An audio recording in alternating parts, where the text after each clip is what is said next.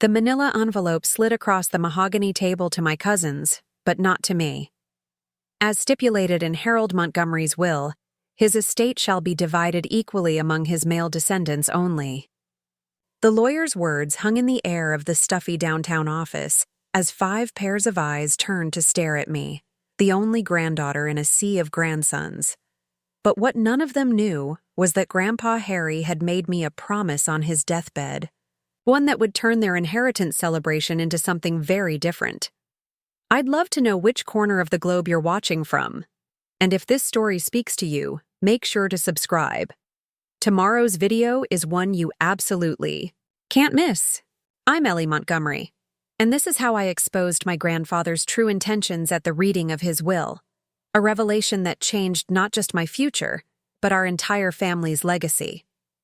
The Montgomery family reunion always took place at Grandpa Harry's estate in Vermont, a sprawling property with lush gardens, a private lake, and the colonial mansion that had been in our family for 4 generations. This summer was different, though. The gathering wasn't for celebration, but for the reading of Harold Montgomery's will, 3 weeks after his funeral. I arrived early that morning, my sedan crunching over the familiar gravel driveway. The estate looked the same: pristine hedges, manicured lawns stretching toward the lake, but felt hollow without Grandpa's booming laugh echoing from the porch. Inside, the house smelled of lemon polish and old books. Family photos lined the walls: Grandpa with my father and uncles on fishing, trips with my cousins at graduations, and a single photo of him with me at my college graduation, his arm around my shoulders, pride evident in his smile. That was the day he'd whispered, "You're the smartest Montgomery of the bunch, Ellie. Remember that." The formal dining room had been transformed into an impromptu conference room. Mr. Blackwell, Grandpa's attorney for over 40 years, sat at the head of the table, file folders neatly arranged before him. My 5 male cousins filtered in with their parents, my 3 uncles and their wives. My father, Richard Montgomery, the youngest of Grandpa's 3 sons, sat next to me, his hand occasionally patting mine in what I assumed was meant to be reassurance. "Are you doing okay, sweetheart?" he asked quietly. I nodded, though the knot in my stomach tightened. Something felt off. The room carried an undercurrent of anticipation that went beyond normal inheritance proceedings. Uncle William, Dad's oldest brother and the self-appointed patriarch since Grandpa's passing, kept glancing at me with an expression that bordered on pity. His sons, Bradley and Tanner, both in their 30s and working for the family investment firm, whispered between themselves. Uncle Robert's sons were there too: Samuel, the surgeon, and Zachary, the attorney. They'd flown in from Chicago and Boston, respectively. And finally, there was my youngest cousin, Nate, my dad's only son and my half-brother from his second marriage. At 25, he looked uncomfortable in his suit, fidgeting with his tie. Mr. Blackwell cleared his throat, bringing the room to attention. "Thank you all for gathering today. As you know, we're here to discuss the distribution of Harold Montgomery's estate according to his final will and testament." He adjusted his wire-rimmed glasses and began reading in a formal monotone. The standard legal preamble washed over me as I studied the room. Something in Uncle William's expression, a certain smugness, made my skin prickle with unease. When Mr. Blackwell reached the meat of the will, that unease crystallized into understanding. The total value of the estate, including properties, investments, and liquid assets, is approximately $78 million, Mr. Blackwell announced, causing a ripple of murmurs. We all knew Grandpa was wealthy from his shipping business, but hearing the figure stated so plainly was still startling. As stipulated by Mr. Montgomery, this estate shall be divided equally among his male descendants only. The words hit me like a physical blow. Male descendants only? I leaned forward, certain I'd misheard. Mr. Blackwell continued, "To William, Robert, and Richard Montgomery, each receives $5 million. Bradley, Tanner, Samuel, Zachary, and Nathan Montgomery Each receives $12 million, along with equal shares in Montgomery Shipping International. The room went silent, then exploded with reactions. My cousins exchanged glances ranging from shock to barely concealed satisfaction. Uncle William nodded as if this confirmed something he'd long known. "Excuse me," I said, my voice sounding distant to my own ears. "There must be some mistake." Mr. Blackwell looked at me with something like sympathy. "I'm afraid not, Ms. Montgomery. Your grandfather was very specific. The inheritance goes to the male line only." "That can't be right," my father interjected, face flushed with anger. "Eleanor is Harold's grandchild, too. He adored her." "Dad, it's okay," I said automatically, though it wasn't. My mind raced back through conversations with Grandpa, searching for any hint of this archaic division. There had been none. If anything, he'd encouraged my ambitions more than my cousins. "The will is legally binding," Mr. Blackwell said. "However, there is a provision for Eleanor." He shuffled through his papers. "Harold Montgomery leaves to his granddaughter, Eleanor Montgomery, the sum of $50,000 for educational expenses and his collection of first edition books." The paltry sum, especially compared to the millions my cousins were receiving, felt like a deliberate insult. The book collection, while valuable, was hardly comparable to partial ownership of a global shipping company. "This is bullshit," my father said, standing up. "My father would never do this." "Rich, sit down," Uncle William said, his tone condescending. "Dad was old-fashioned. He believed the Montgomery business and fortune should stay with the Montgomery name. Eleanor will marry and take someone else's name. He was just being practical." I stared at my uncle, the sexism so blatant it was almost comical. "It's 2024, Uncle William. Women keep their names all the time, and even if I didn't, that's hardly a reason to cut me out."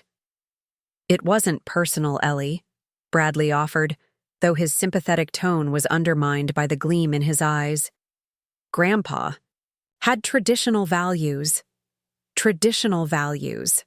The phrase echoed in my head, clashing violently with memories of Grandpa encouraging me to pursue my MBA, of him proudly showing off my business school thesis to his colleagues, of him telling me I had the Montgomery business sense more than any of my cousins. "I'd like to see the will," I said, holding out my hand to Mr. Blackwell. "The actual document." The attorney hesitated, glancing at Uncle William, who gave a slight nod. As the document passed into my hands, I noticed something odd. The paper was crisp, the font modern. For a man who still used a fountain pen and had his secretary print emails for him to read, this seemed out of character. As I skimmed the pages, tiny details jumped out. Phrases that didn't sound like Grandpa. Legal terminology that seemed overly complex compared to other family documents I'd seen. And most notably, the date. The will had been signed just 3 months ago, when Grandpa was already in the hospital, his health failing. "When was this will created?" I asked, keeping my voice neutral. 3 months ago, Mr. Blackwell confirmed. "Your grandfather wanted to update his estate planning while he was on medication for heart failure and pneumonia," I pointed out. "Interesting timing." Uncle William cleared his throat. "Eleanor, I know this is disappointing, but challenging the will would only drain resources from everyone. Your grandfather was of sound mind." "Was he?" I countered. "Because the grandfather I knew spent the last 20 years telling me I was the future of Montgomery Shipping. He paid for my MBA specifically so I could take over operations eventually." "Well, plans change," Uncle William said dismissively. "Dad and I discussed the future of the company extensively in his final months. He realized the importance of keeping things traditional." The pieces clicked into place. Uncle William, who had always resented that his father gave me special attention, who had argued against my internship at the company during college, who had tried to persuade Grandpa that women aren't suited for the shipping industry. He had somehow convinced my grandfather to change his will, or worse. I was about to respond when I remembered something. Something Grandpa had said during my last visit to the hospital. I'd attributed it to medication and fatigue at the time, but now it took on new significance. "Check the boat, Ellie," he'd whispered, his grip on my hand surprisingly strong. "Promise me you'll check the Boston Whaler before they do." The Boston Whaler was his beloved motorboat, kept in the boathouse at the estate. I'd assumed he was delirious, worried about his boat being maintained. But what if he had meant something else? "I need some air," I announced, standing abruptly. No one tried to stop me as I left the dining room. Instead of heading outside, I moved quickly through the house toward Grandpa's study. The door was unlocked. The family had been in and out for weeks, gathering personal items and mementos. I slipped inside and closed the door behind me. The study remained largely as he had left it. The mahogany desk dominated the room. Bookshelves lined the walls, and fishing memorabilia decorated the spaces in between. I ran my hands along the desk, remembering how he'd sit me on his lap here when I was little, letting me help with his correspondence. I tried to think. If Grandpa had hidden something, where would it be? The safe behind the painting was too obvious. Uncle William would have checked it immediately after the funeral. The desk drawers would have been searched too. The Boston Whaler. He'd specifically mentioned the boat. I hurried out through the back of the house, avoiding the dining room where I could still hear the murmur of discussion. The path to the boathouse was overgrown. No one had been down there since Grandpa fell ill. The old wooden structure smelled of lake water and motor oil, the familiar scents bringing unexpected tears to my eyes. A lot of love and effort went into bringing this story to life. If you're enjoying it, we'd be so grateful if you'd subscribe to our channel. Now, back to where we left off. The Boston Whaler bobbed gently in its slip, covered with a tarp. I pulled the heavy canvas back, revealing the gleaming white hull of the vessel Grandpa had taught me to drive when I was just 12. He'd never taken my cousins out on it, claiming they were too reckless with machinery. But he'd spent hours teaching me to navigate the lake, to read the weather, and to respect the water. I climbed aboard, uncertain what I was looking for. The storage compartments yielded nothing unusual. Life jackets, fishing gear, emergency supplies. I was about to give up when I noticed something odd about the captain's chair. The cushion seemed higher than I remembered. Lifting it, I found a sealed plastic bag taped to the underside. Inside was a thick manila envelope with my name written on it in Grandpa's distinctive handwriting. My hands trembled as I opened it. Inside, I found 3 items: a letter addressed to me, a USB drive, and a legal document with the heading, "Last Will and Testament of Harold James Montgomery." I unfolded the letter first. "My dearest Eleanor, if you're reading this, then my suspicions were correct, and William has succeeded in having me sign a new will while I've been ill. I've been keeping my wits about me as best I can, but the medication makes it difficult, and he's been relentless during my weakest moments. I've known for some time that William resents your position in my heart and in the future of Montgomery Shipping. His outdated views on women in business have been a source of disappointment to me for decades. I had hoped he would evolve, but instead, he seems determined to undermine you at every turn." The enclosed USB drive contains video recordings of our board meetings for the past 5 years, where I have repeatedly stated my intention for you to take over as CEO upon completing your MBA. It also contains copies of emails between myself and Mr. Blackwell regarding my true will. The document also enclosed, which was executed 2 years ago and leaves the company equally divided among all my grandchildren, with you designated as CEO. I believe William has coerced Mr. Blackwell into presenting a fraudulent will. The real Mr. Blackwell has been my friend for 40 years, but he is also deeply in debt to William due to some unfortunate investment advice, making him vulnerable to pressure. Ellie, you have been the joy of my life and the most brilliant business mind in our family for generations. Don't let them take what is rightfully yours. The combination to my private safe is your birthday. William never remembered it anyway. Inside, you'll find further documentation and the contact information for Patricia Reynolds, a lawyer who has a copy of my real will and has been instructed to intervene if anything seems suspicious about the reading. Trust your instincts. You've always had the best judgment of any Montgomery. All my love, Grandpa Harry. I read the letter twice, emotions cycling between grief, rage, and vindication. The accompanying will confirm everything, an equal division of assets among all grandchildren, with specific provisions for company management that named me as the future CEO. After examining the USB drive's contents on my phone and confirming it contained exactly what Grandpa described, I tucked everything back into the envelope. I took a deep breath of the lake air Grandpa had loved so much, steadying myself for what would come next. As I walked back to the house, I called the number for Patricia Reynolds, which I found on a business card in the envelope. She answered, "On the second ring, Ms. Reynolds, this is Eleanor Montgomery. I believe my grandfather Harold Montgomery left instructions for you regarding his will." "Eleanor, yes," she replied, her voice shifting from professional to concerned. "I've been waiting for your call. Has the false will already been read?"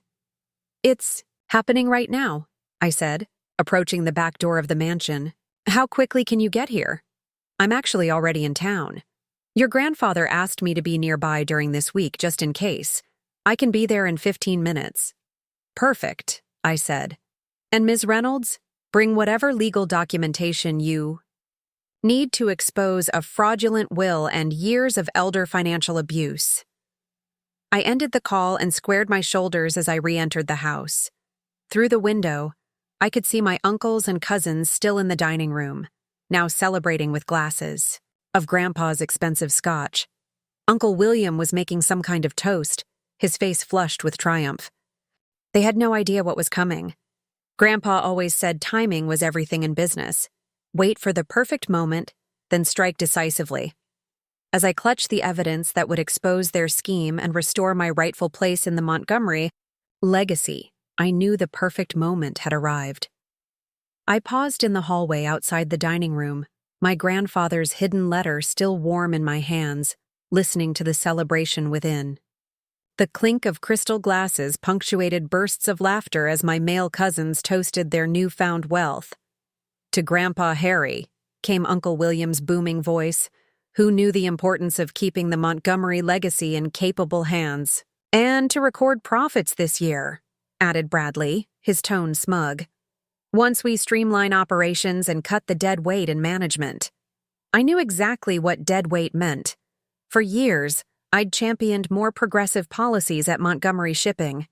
During my summer internships, better benefits for dock workers, investment in green technology, community outreach programs in the port cities where we operated.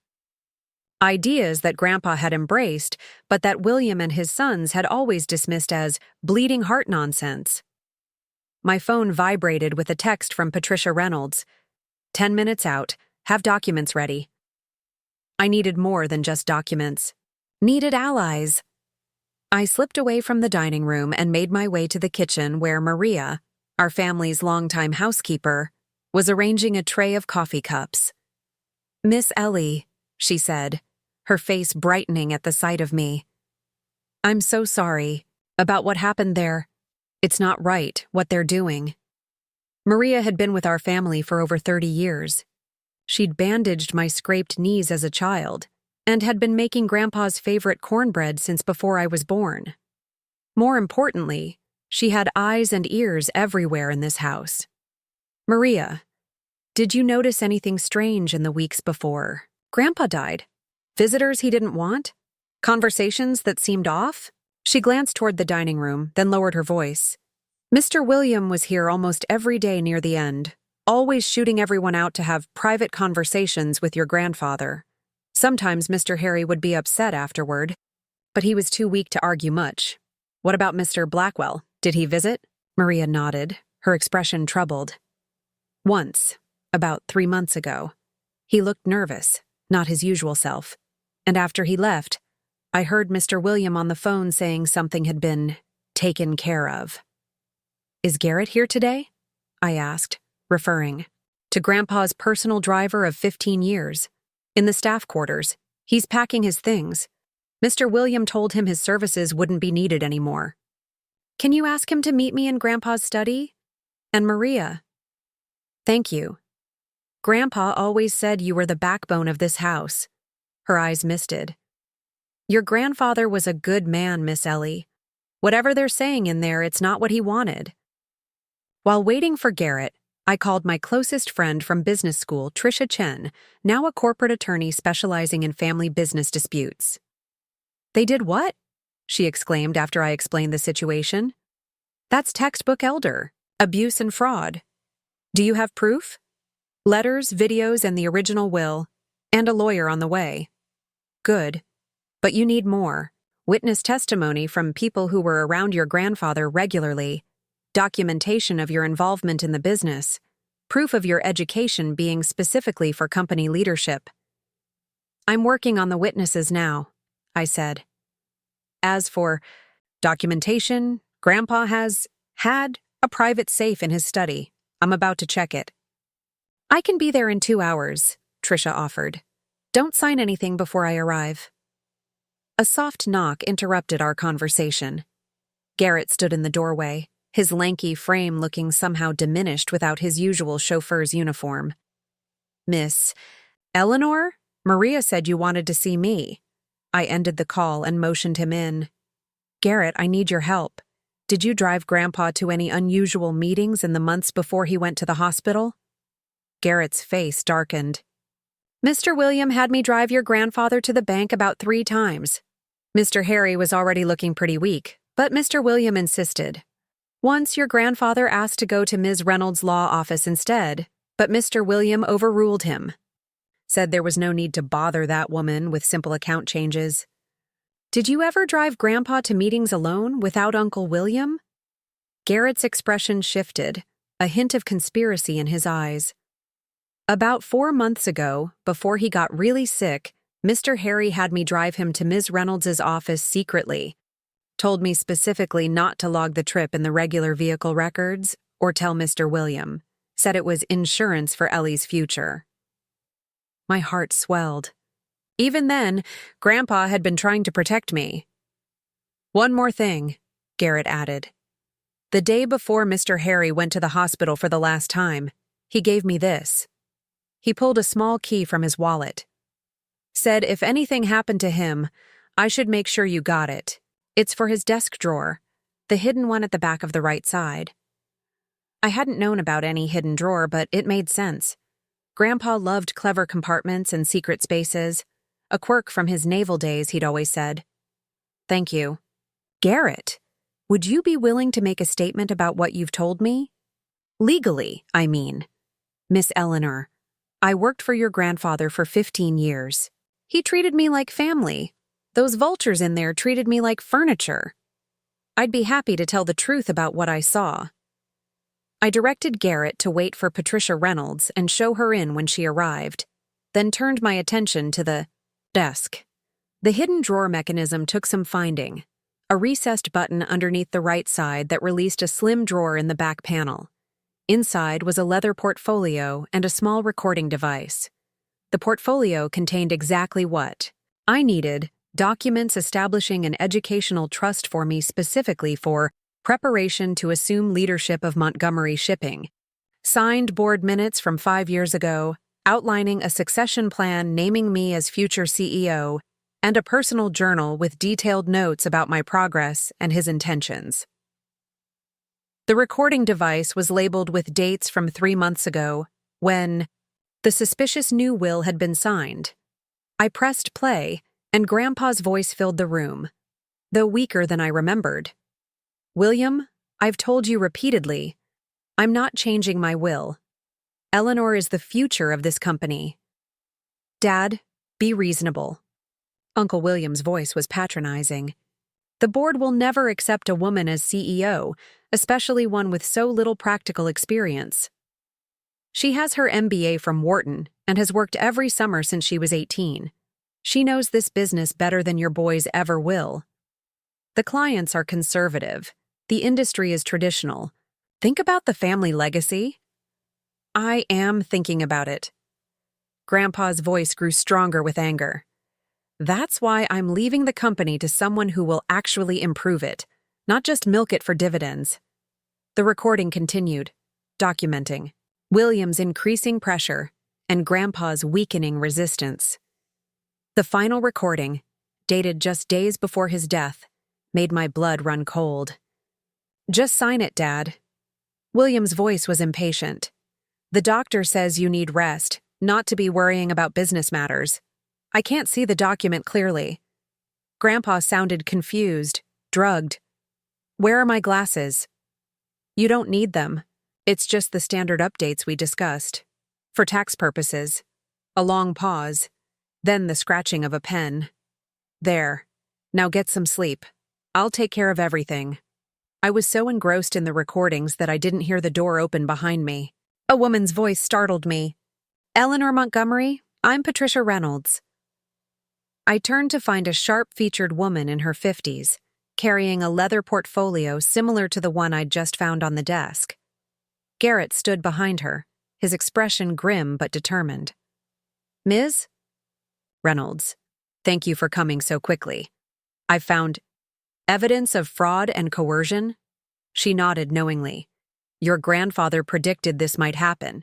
He hired me 6 months ago when he first suspected William might try to alter his will once he became ill. How did he know?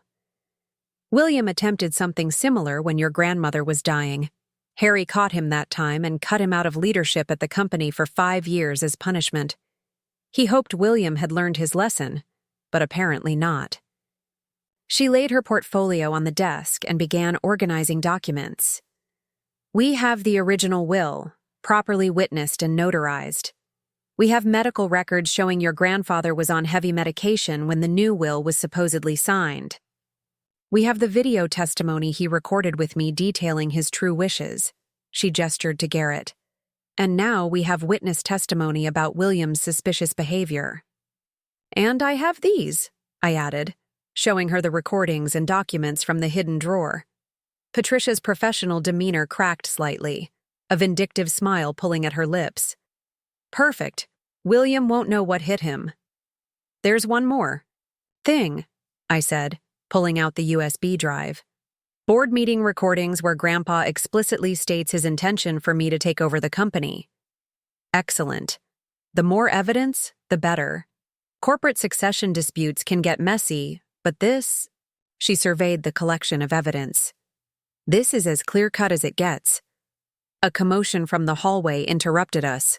Voices raised in question, footsteps approaching.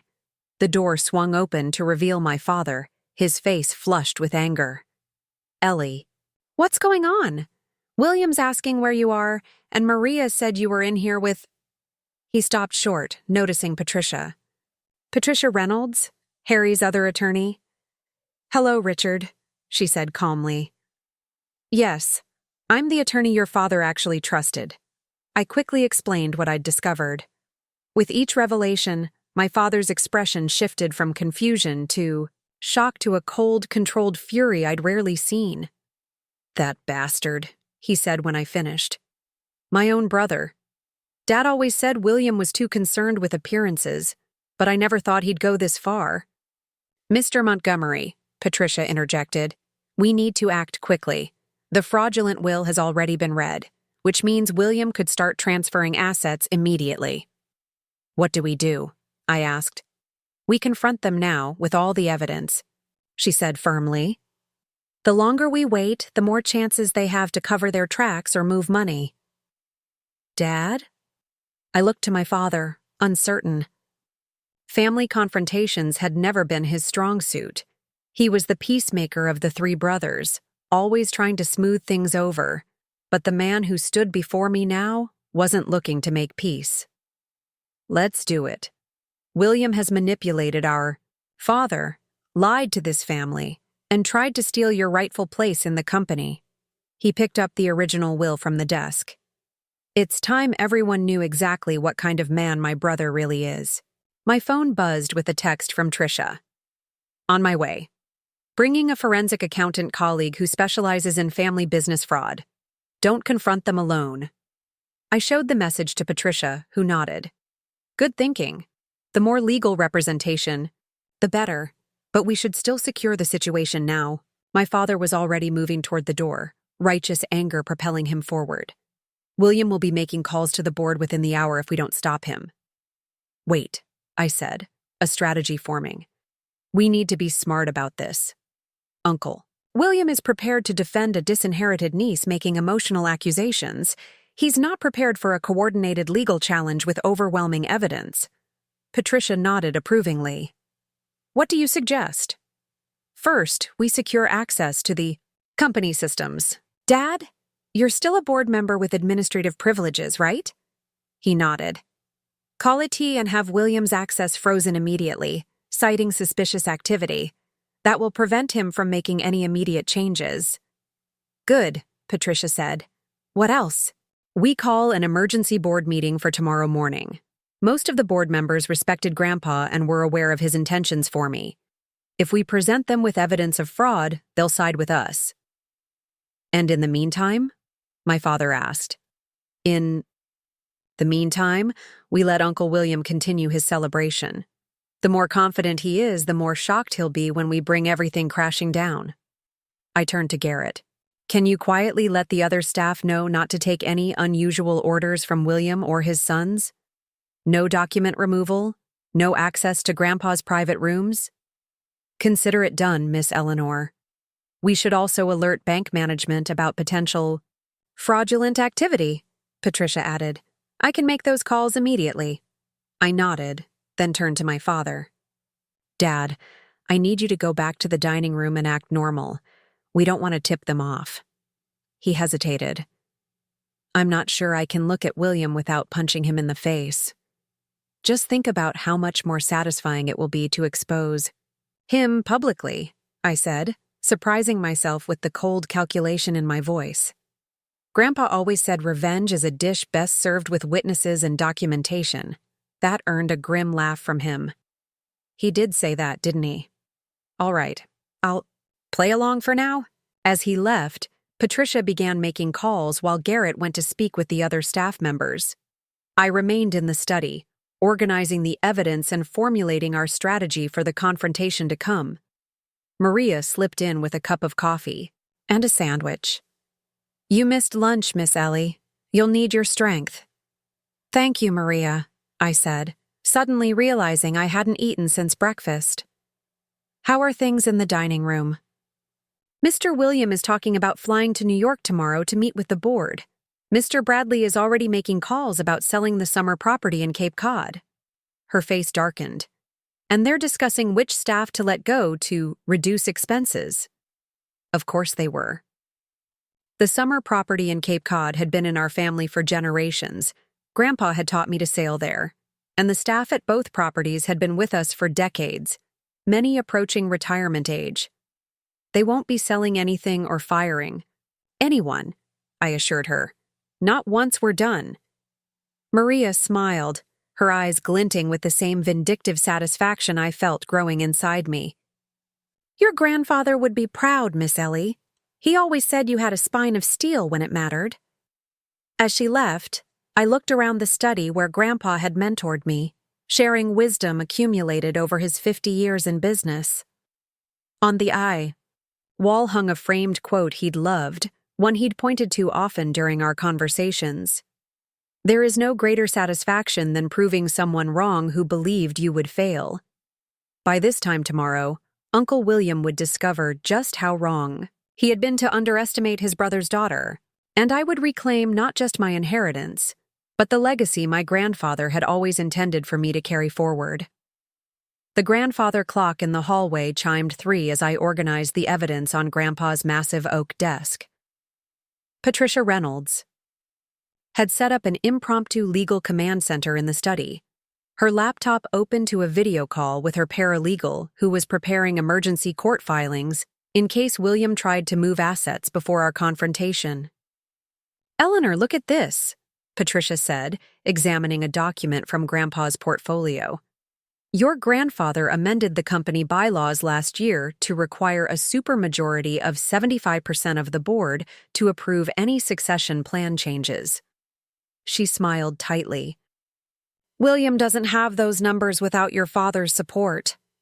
He was already protecting me, I murmured, a lump forming in my throat. Harry was many things, but naive wasn't one of them, Patricia said. He saw the writing on the wall after his first major health scare. A soft knock interrupted us. Maria peeked in. Miss Ellie, your friend Ms. Chen is here with another gentleman. Tricia entered, power suit slightly wrinkled from the rushed drive, followed by a thin man with wire-rimmed glasses carrying a laptop bag. Ellie, she said, giving me a quick hug before switching to full professional mode. This is Daniel Weiss, forensic accountant specializing in family business disputes. He nodded a greeting, already surveying the documents on the desk with keen interest. Patricia Reynolds, Patricia introduced herself, extending a hand to both of them. Harry Montgomery's actual attorney. So Mr. Blackwell was in on the fraud? Tricia asked, setting her briefcase on a side table. It appears so, I confirmed. According to Maria, William has some kind of financial leverage over him. Daniel cleared his throat. I took the liberty of running a preliminary financial check on Mr. Blackwell on the drive here. He adjusted his glasses. He's underwater on 3 investment properties and had a margin call last quarter that required a substantial loan to cover. Care to guess who provided that loan? William, I said flatly. Through a shell company, but yes. Daniel began unpacking his laptop. Classic setup for coercion. Tricia turned to Patricia. We'll need to report him to the Bar Association, but that's secondary right now. What's our immediate strategy? Eleanor has proposed securing company access and calling an emergency board meeting for tomorrow, Patricia explained. Richard is maintaining appearances while we gather our resources. Tricia nodded approvingly. Smart. What about the other family members? Any potential allies? I considered the question. While my father was firmly on my side, the other family dynamics were complicated. Uncle Robert might be persuadable. He and William have been at odds over company direction for years, and my cousin Nate knows nothing about any of this. He's only 25 and has been kept out of most family business matters. We should approach them individually before any group confrontation, Tricia advised. Divide and conquer. I'll talk to Nate, I decided. He and I were close as kids before his mother took him to California after the divorce. I can speak with Robert, Patricia offered. I've known him for years through Harry, and he always struck me as the most reasonable of the brothers. As we strategized, Daniel had been quietly examining the financial documents from Grandpa's safe. Ms. Montgomery, are you aware that your grandfather established a separate trust in your name 2 years ago? One that William apparently doesn't know about? What? No. Daniel handed me a trust document. It's a separate entity from the main estate. $20 million in diversified investments, specifically earmarked for innovation initiatives at Montgomery Shipping under Eleanor Montgomery's direction. I stared at the document, remembering conversations with Grandpa about modernizing our fleet, investing in sustainable shipping technologies, developing new routes through emerging markets, ideas William had consistently shot down as too expensive or risky. He was setting you up to revolutionize the company regardless of what happened with the main succession plan, Daniel explained. The trust activates automatically on your 35th birthday or upon his death, whichever came later. That's in 3 months, I said softly. My birthday. Which means, Patricia interjected, even if we weren't fighting the fraudulent will, you'd still have significant financial leverage within the company very soon. Harry was playing chess while William was playing checkers.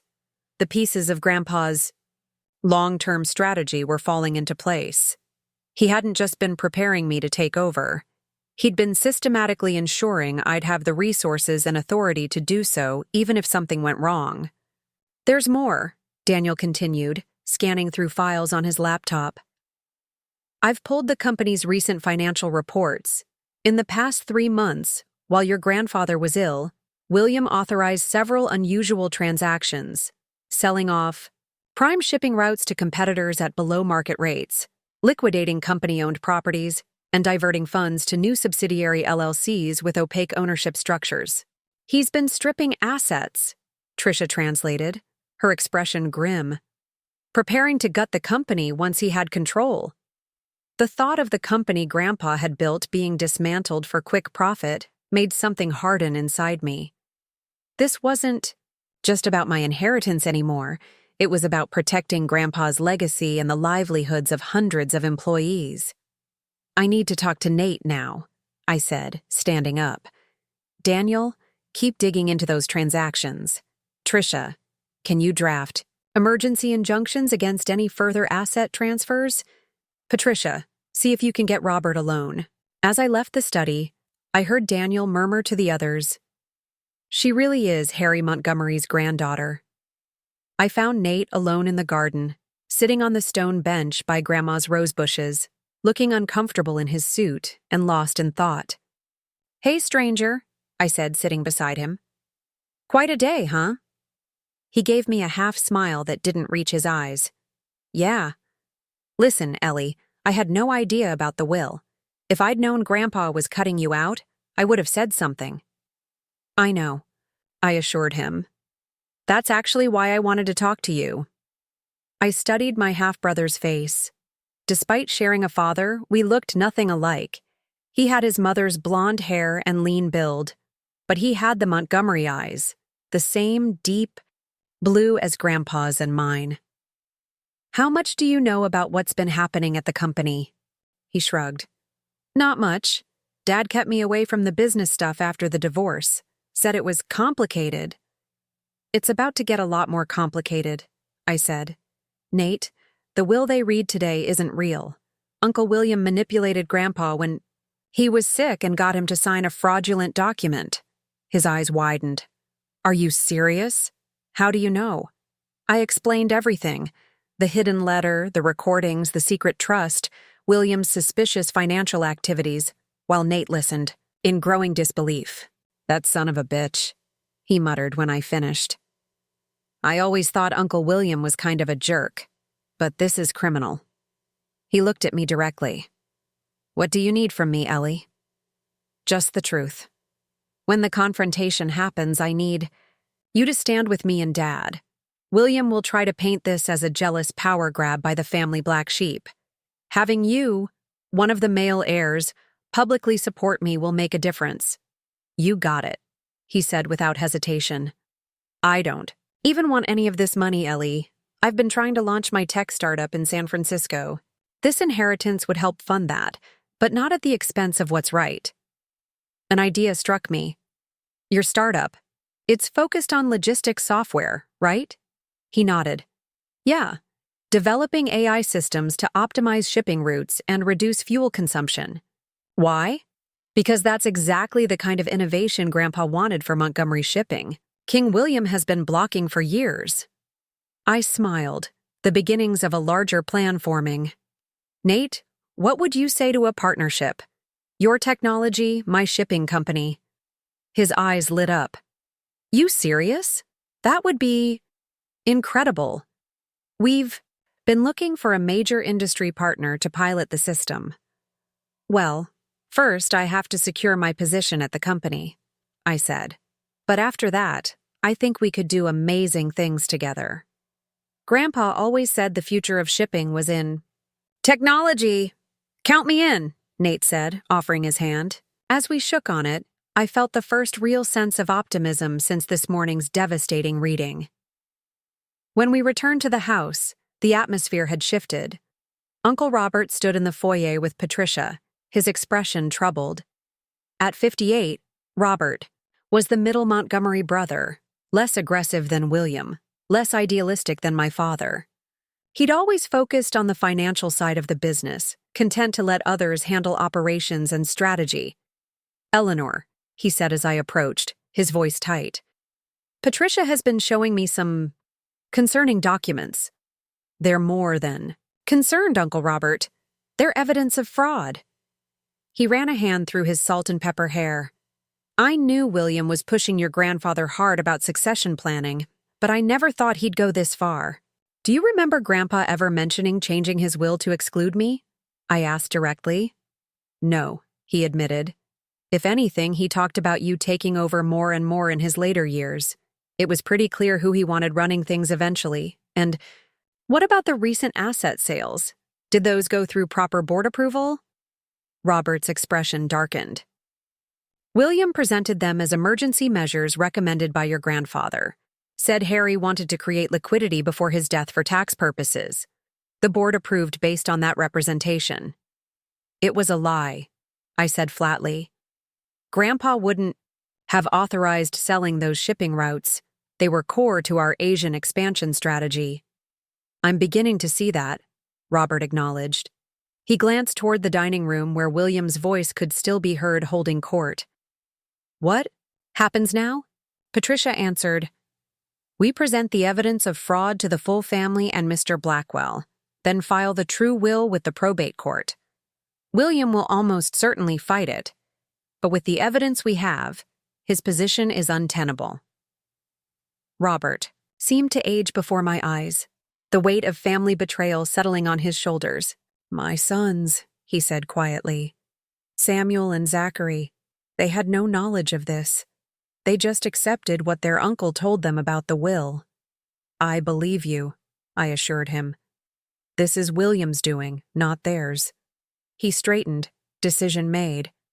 I'll support you, Eleanor, and I'll make sure my sons understand what's happened. The company needs to remain what your grandfather built it to be, not whatever asset-stripped shell William has planned. As Robert went to find his sons, my father emerged from the dining room, his face tight with controlled anger. Williams, calling board members, he said in a low voice. Making plans to meet in New York tomorrow to formalize the transition.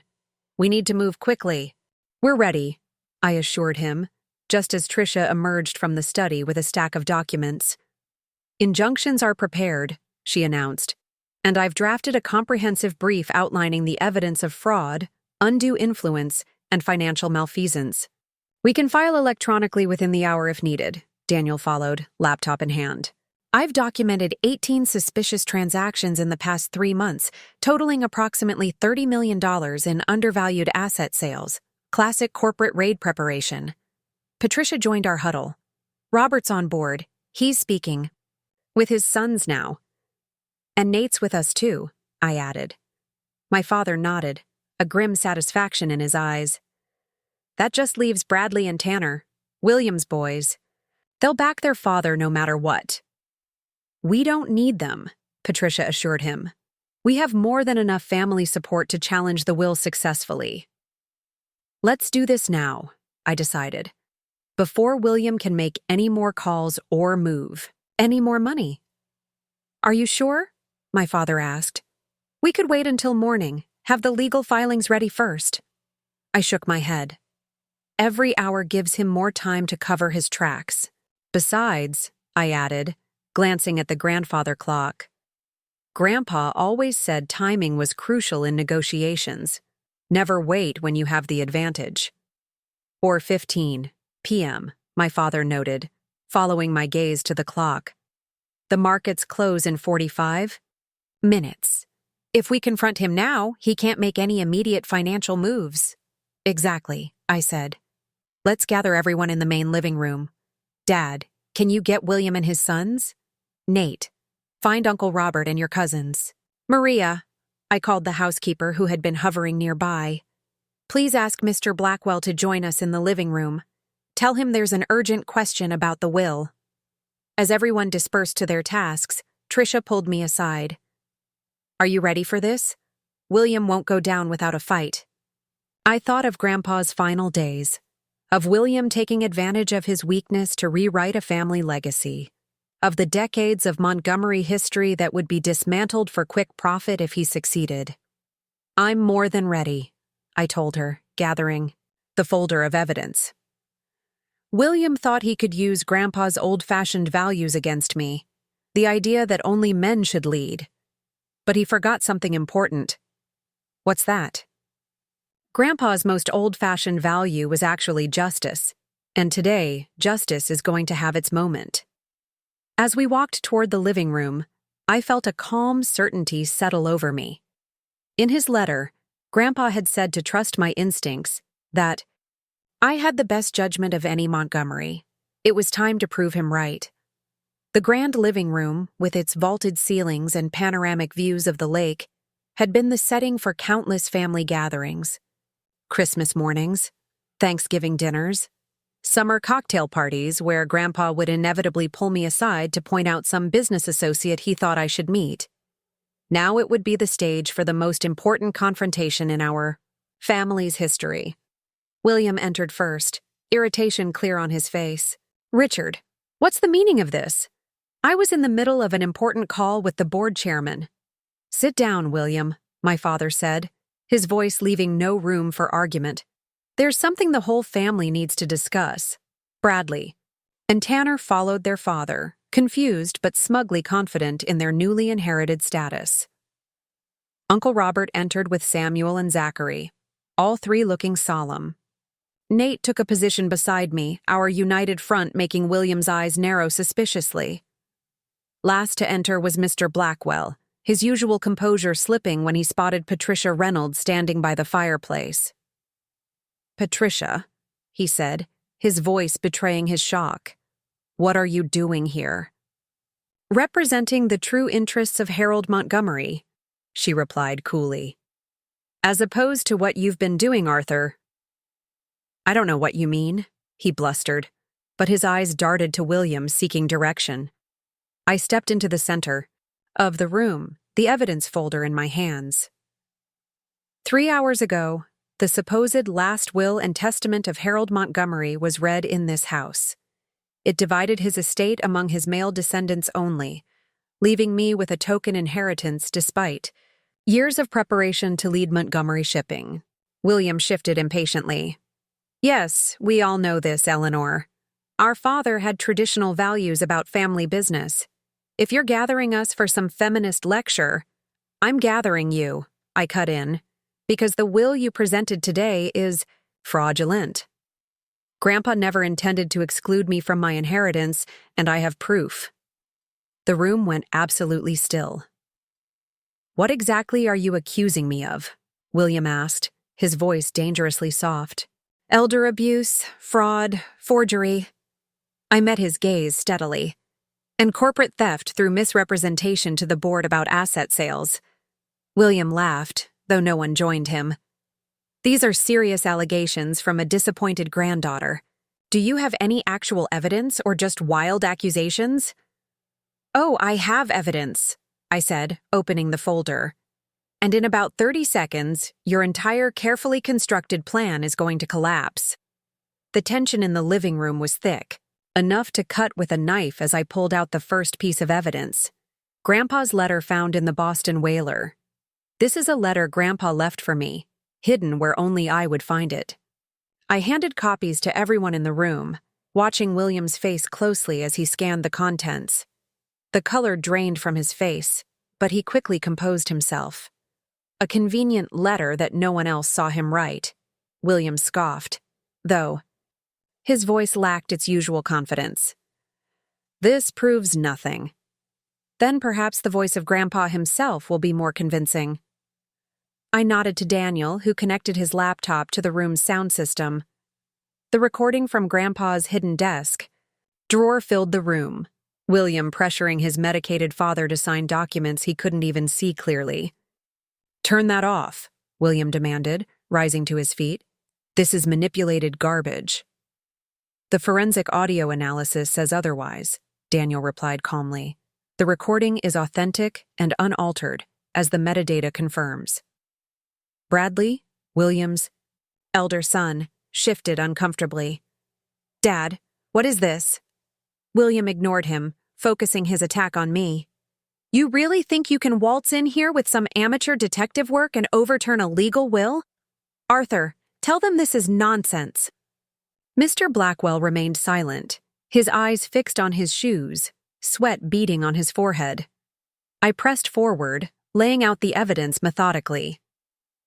This is the real will, executed 2 years ago when Grandpa was in perfect health, witnessed by Patricia Reynolds and 2 other attorneys. I held up the document. It divides the estate equally among all grandchildren and names me as the designated CEO of Montgomery Shipping. Convenient that your version gives you control of the company, Tanner sneered.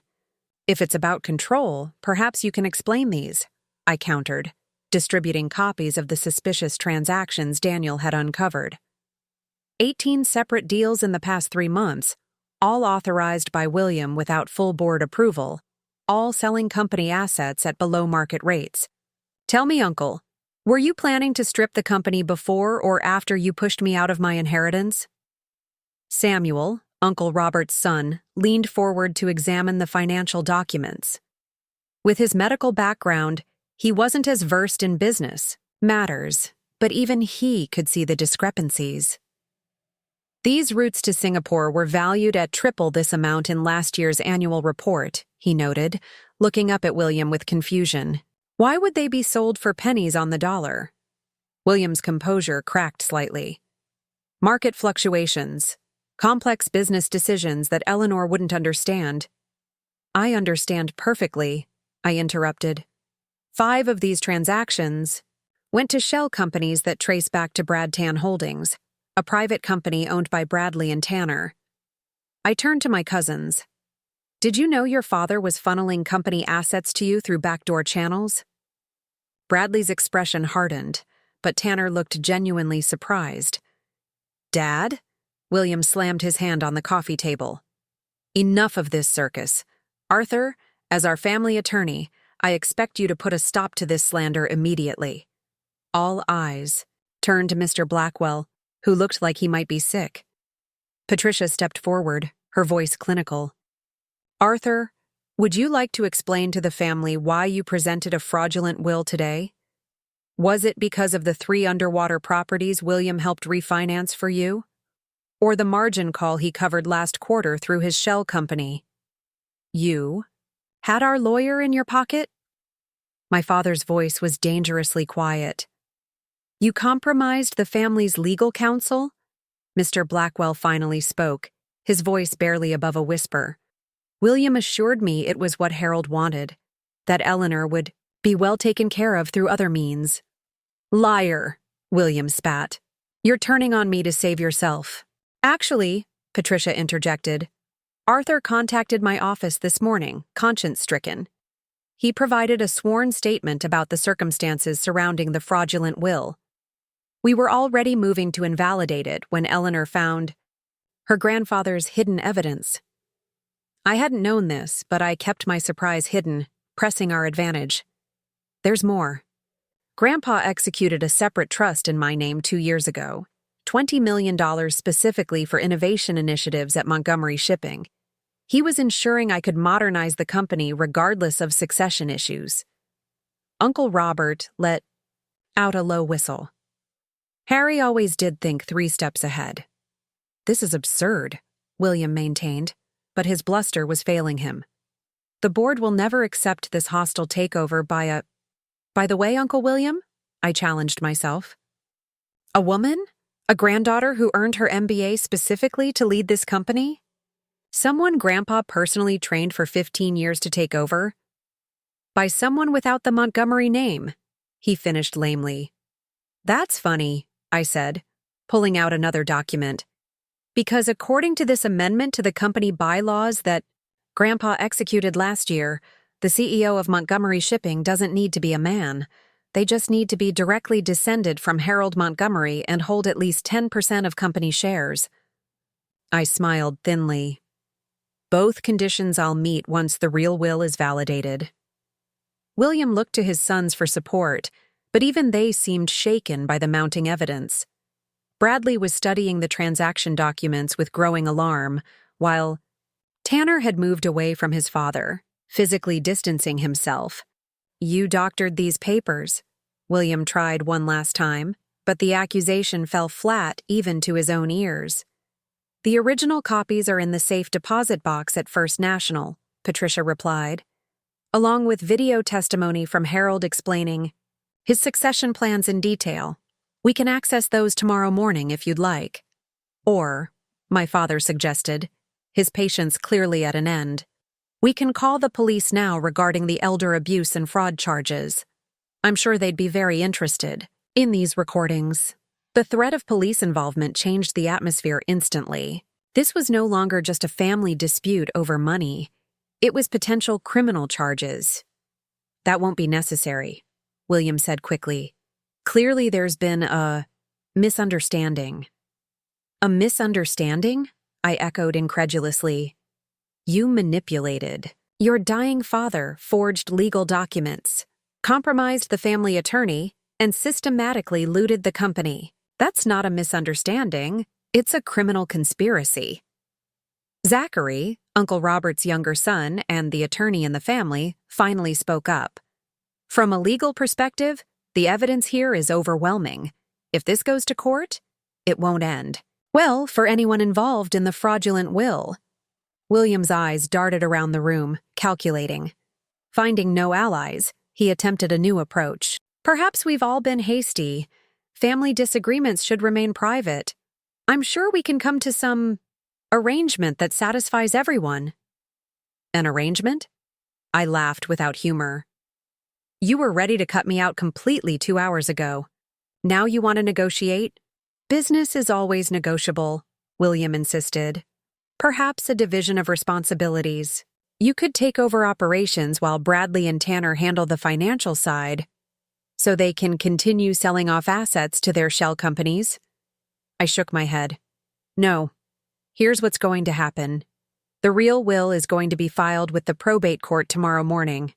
All recent unauthorized transactions will be reviewed by an independent audit committee. And you, Uncle William, are going to step down from the board immediately. This is outrageous, he sputtered. You can't force me out of my own family's company. Actually, she can, Patricia corrected, with the support of the other board members, which, based on the evidence of financial impropriety, she'll certainly have. Uncle Robert cleared his throat. William, you've put us all in an impossible position. If this gets out, the fraud, the asset stripping, it could destroy the company's reputation. For the good of the family and the business, you need to step back. William looked to my father, perhaps hoping for support from his youngest brother who had always been the peacemaker. Instead, he found a cold resolve. You tried to steal from my daughter while our father was dying. My father said simply, there's no coming back from that. The reality of his situation finally seemed to dawn on William. His shoulders sagged, the fight draining out of him. And my sons? What happens to them in this coup of yours? I considered the question. Bradley had been complicit in the asset-stripping scheme, based on the documents, but Tanner seemed genuinely shocked by the revelations. That depends on them, I answered. Anyone who participated knowingly in fraud will need to answer for it. Anyone who wants to work legitimately for the company's benefit will have that opportunity. Bradley stood, straightening his jacket with forced dignity. I want no part of a company run by her. Come on, Dad. We don't need this. Tanner didn't move, his expression conflicted. I didn't know about the shell companies, Ellie. I swear. Stay, Tanner, I offered. Help us rebuild what your father tried to dismantle. The real will gives you a significant inheritance regardless. You don't need to follow him into disgrace. William's face contorted with fury. You ungrateful— That's enough, William, Uncle Robert interrupted firmly. You've done enough damage for one day. As if on cue, Maria appeared at the doorway. Dinner is served in the dining room, if anyone would care to join.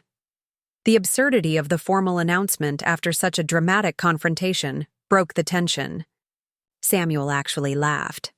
Well, I don't know about everyone else, but I could use a drink after that. The family began to disperse, the initial shock giving way to subdued conversation.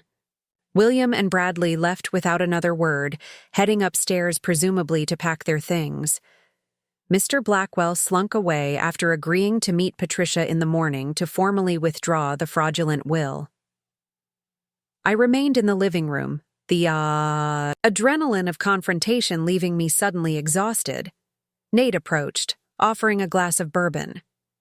"Grandpa's favorite," he said with a small smile. Seemed appropriate. I accepted the drink gratefully. "Thanks for standing with me." You kidding? That was the most badass thing I've ever seen." He clicked his glass against mine. "To Grandpa Harry, who knew exactly what he was doing when he put his faith in you." As we sipped our bourbon, my father joined us, his expression a mix of pride and residual anger. "Your grandfather would have loved that," he said, shaking his head in amazement. "Watching you dismantle William's schemes point by point, it was like seeing Dad in his prime, handling a hostile negotiation." "I learned from the best," I said, feeling the burn of emotion along with the bourbon.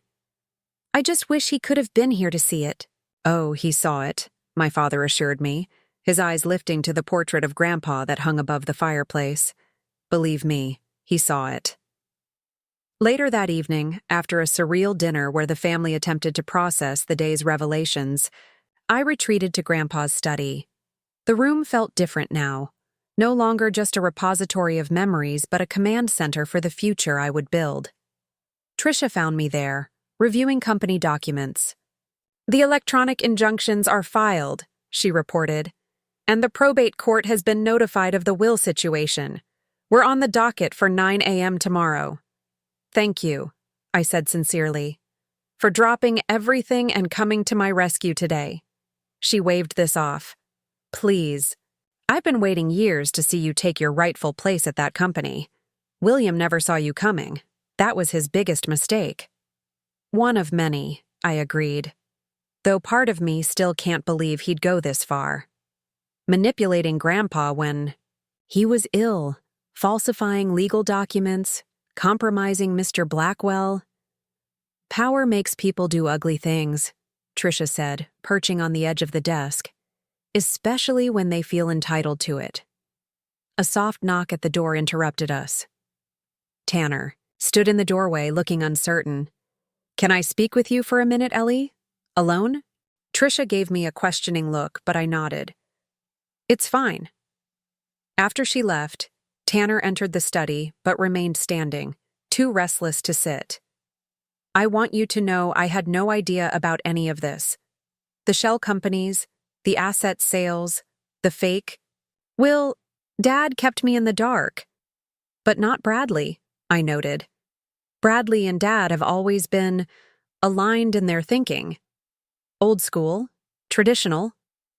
He ran a hand through his hair in frustration. "I've been pushing for modernization for years.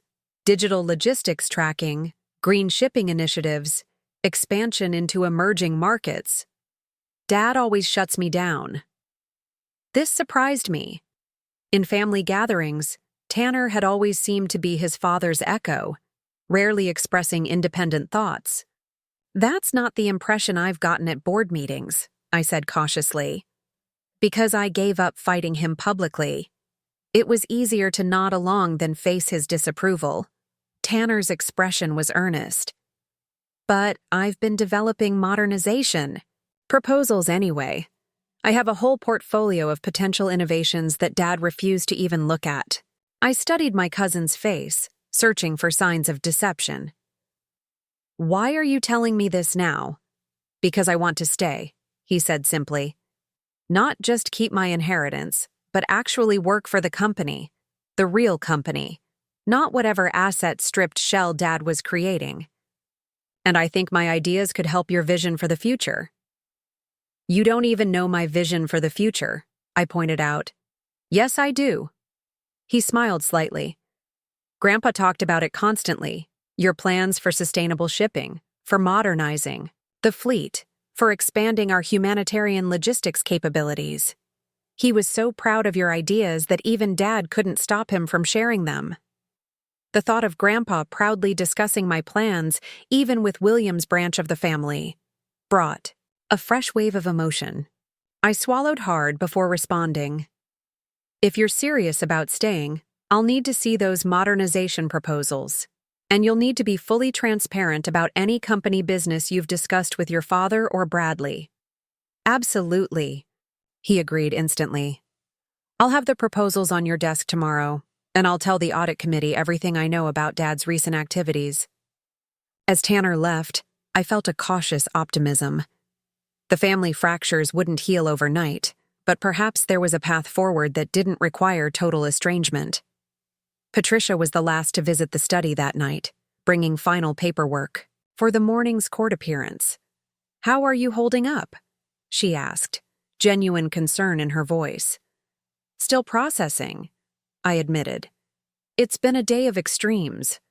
From thinking I'd been disinherited to discovering Grandpa's elaborate protections, to confronting William's schemes," she nodded understandingly. "Harry worried about today. Not because he doubted you, but because he hated that you'd have to face this kind of betrayal from your family." Did he know? About William's plans? He suspected. William made several attempts to change succession plans after your MBA graduation. When Harry's health began to decline, he knew William would make his move. She smiled sadly. That's why he put all these contingencies in place. The secret will, the separate trust, the amended bylaws, the recordings. He was creating a safety net for you. I traced my fingers over Grandpa's desk, the wood worn smooth from decades of use. He taught me to always have a backup plan. I just never thought I'd need one against my own family. Family businesses are uniquely complicated, Patricia observed. The intersection of blood and money creates pressure points that don't exist elsewhere. "Speaking of pressure points," I said, remembering a question that had been nagging at me. "Did Mr. Blackwell really contact you this morning? Or was that a bluff?" Patricia's lips curved in a small, satisfied smile. "Not a bluff. Arthur called. My office in tears at 7 a.m., confessing everything. Apparently, he couldn't face Harry's portrait in the dining room during breakfast. Said it felt like your grandfather was staring right through him. The image made me laugh, despite everything. Grandpa did have that effect on people. Indeed he did." Patricia gathered her papers. "Get some rest, Eleanor. Tomorrow we make it all official, and then the real work begins. Rebuilding what William tried to tear down." After she left, I remained in the study, surrounded by the artifacts of Grandpa's life, his books, his fishing trophies, his collection of antique maps. The inheritance that mattered most wasn't the money or even the company. It was his wisdom, his foresight, his faith in me. I pulled out his letter one more time, reading the final lines. "Trust your instincts. You've always had the best judgment of any Montgomery. Today, I proved him right. Tomorrow, I would begin proving him right every day, as I took the helm of the legacy he had always intended for me to carry forward." Morning arrived with a spectacular Vermont sunrise, golden light spilling across the lake Grandpa had loved so much. I stood on the dock, coffee in hand, preparing for the day ahead. The house behind me was quiet. William and Bradley had left sometime before dawn, their hasty departure marked by the sound of squealing tires on gravel. "Beautiful morning," my father said, joining me on the dock. He hadn't slept much either. The shadows under his eyes matched my own. "It is," I agreed. Grandpa would have been out in the Boston Whaler already, trying to catch the early fish, with his lucky hat and that awful thermos of black coffee. My father smiled at the memory. "You know, he took me out fishing the week before he went into the hospital, talked about you the whole time, your ideas for the company, how proud he was of your education, how you reminded him of himself at your age." "He never told me that," I said softly. "He wouldn't. Harry wasn't one to praise people to their faces, said it made them soft." He squeezed my shoulder. "But he believed in you, Ellie, more than anyone." The moment was interrupted by Tricia calling from the house. "Court in 90 minutes. We need to move." The next few hours passed in a whirlwind of legal proceedings. The county courthouse was a stately brick building that had stood in the center of town since 1885. Judge Evelyn Carrington, a no-nonsense woman in her 60s, reviewed our evidence in her chambers before the formal hearing. In 30 years, on the bench, I've seen some audacious attempts at inheritance fraud, she remarked, examining the recordings and documents. But this is remarkably blatant. The medication alone would invalidate any will signed under those conditions. The hearing itself was brief but definitive. William had sent an attorney, not from the family firm, but a high-priced litigator from New York, who attempted to argue that Grandpa had been lucid when signing the new will and that the recordings had been edited.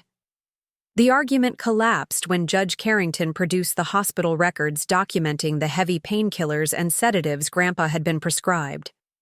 The court finds clear and convincing evidence of undue influence and lack of testamentary capacity, Judge Carrington declared, her gavel striking with finality. The will dated March 15th is hereby invalidated. The prior will, dated June 10th, 2 years ago, is reinstated as the operative testamentary document for Harold Montgomery's estate. Just like that, with a stroke of a pen and the tap of a gavel, justice was restored. The inheritance would be divided equally among all 6 grandchildren, and my position as designated CEO was officially recognized in the eyes of the law. Outside, the courthouse reporters had gathered. News of the Montgomery shipping heir, a parent being disinherited and then dramatically reinstated, had spread quickly in financial circles. "Ms. Montgomery, what's your response to the court's decision?" called one reporter as we descended the courthouse steps. Patricia stepped forward, ever the professional. "The Montgomery family is gratified that Harold Montgomery's true wishes will be honored. This was never about the money, but about respecting his vision for the company's future. Is it true that William Montgomery has been forced out of the company?" Another shouted. I took this question myself. The Montgomery Shipping Board will be meeting this afternoon to discuss leadership transition. That's all we can say at this time. As we pushed through the media scrum toward our waiting cars, my phone buzzed with a text from Uncle Robert. "Emergency board meeting set for 2 p.m. William attempted to rally support. Need you there." The real battle was just beginning. Legal. Victory was one thing. Taking control of a multinational shipping corporation was another challenge entirely. "Drop me at the office," I instructed Garrett, who had insisted on driving us despite William's attempt to terminate his employment. "We need to get to the board before William can spin his way." The Montgomery Shipping headquarters occupied the top 8 floors of a gleaming glass tower in downtown Burlington. I hadn't visited since Grandpa's hospitalization, the modern architecture a stark contrast to the traditional family estate. The security guards nodded respectfully as I entered, news of the court decision having reached them already. "Ms. Montgomery," greeted Sheila Davis, Grandpa's longtime executive assistant. "Welcome back. The board is assembled in the main conference room. Your grandfather's office has been prepared for you." Grandpa's corporate office, soon to be mine, was a corner suite with panoramic views of Lake Champlain. Unlike his home study with its wooden warmth and fishing memorabilia, this space was sleek and modern, designed to impress visiting executives and clients. Still, touches of his personality remained. A model of our flagship vessel in a glass case, a black and white photo of him as a young man standing on his first cargo ship, and a small framed picture of me at my MBA graduation. I had 15 minutes before the board meeting, just enough time to review the company's most recent financial statements and prepare my approach. The Montgomery Shipping International Board consisted of 12 members. The 3 Montgomery brothers, myself, added last year at Grandpa's insistence, 4 independent directors from the shipping industry, 2 financial experts, an environmental compliance specialist, and our chief legal officer. With William and his allies likely opposing me, I needed 7 votes to secure my position as CEO. My father and I made 2. Uncle Robert had pledged his support, making 3. The swing votes would be the independent directors, particularly Janet Wong, the former maritime commissioner who had been skeptical of my readiness in past meetings. "Are you ready for this?" Tricia asked, entering with Daniel and Patricia. "As ready as I'll ever be," I replied, gathering my materials. "Grandpa always said board meetings are theater. Preparation matters, but performance decides the outcome.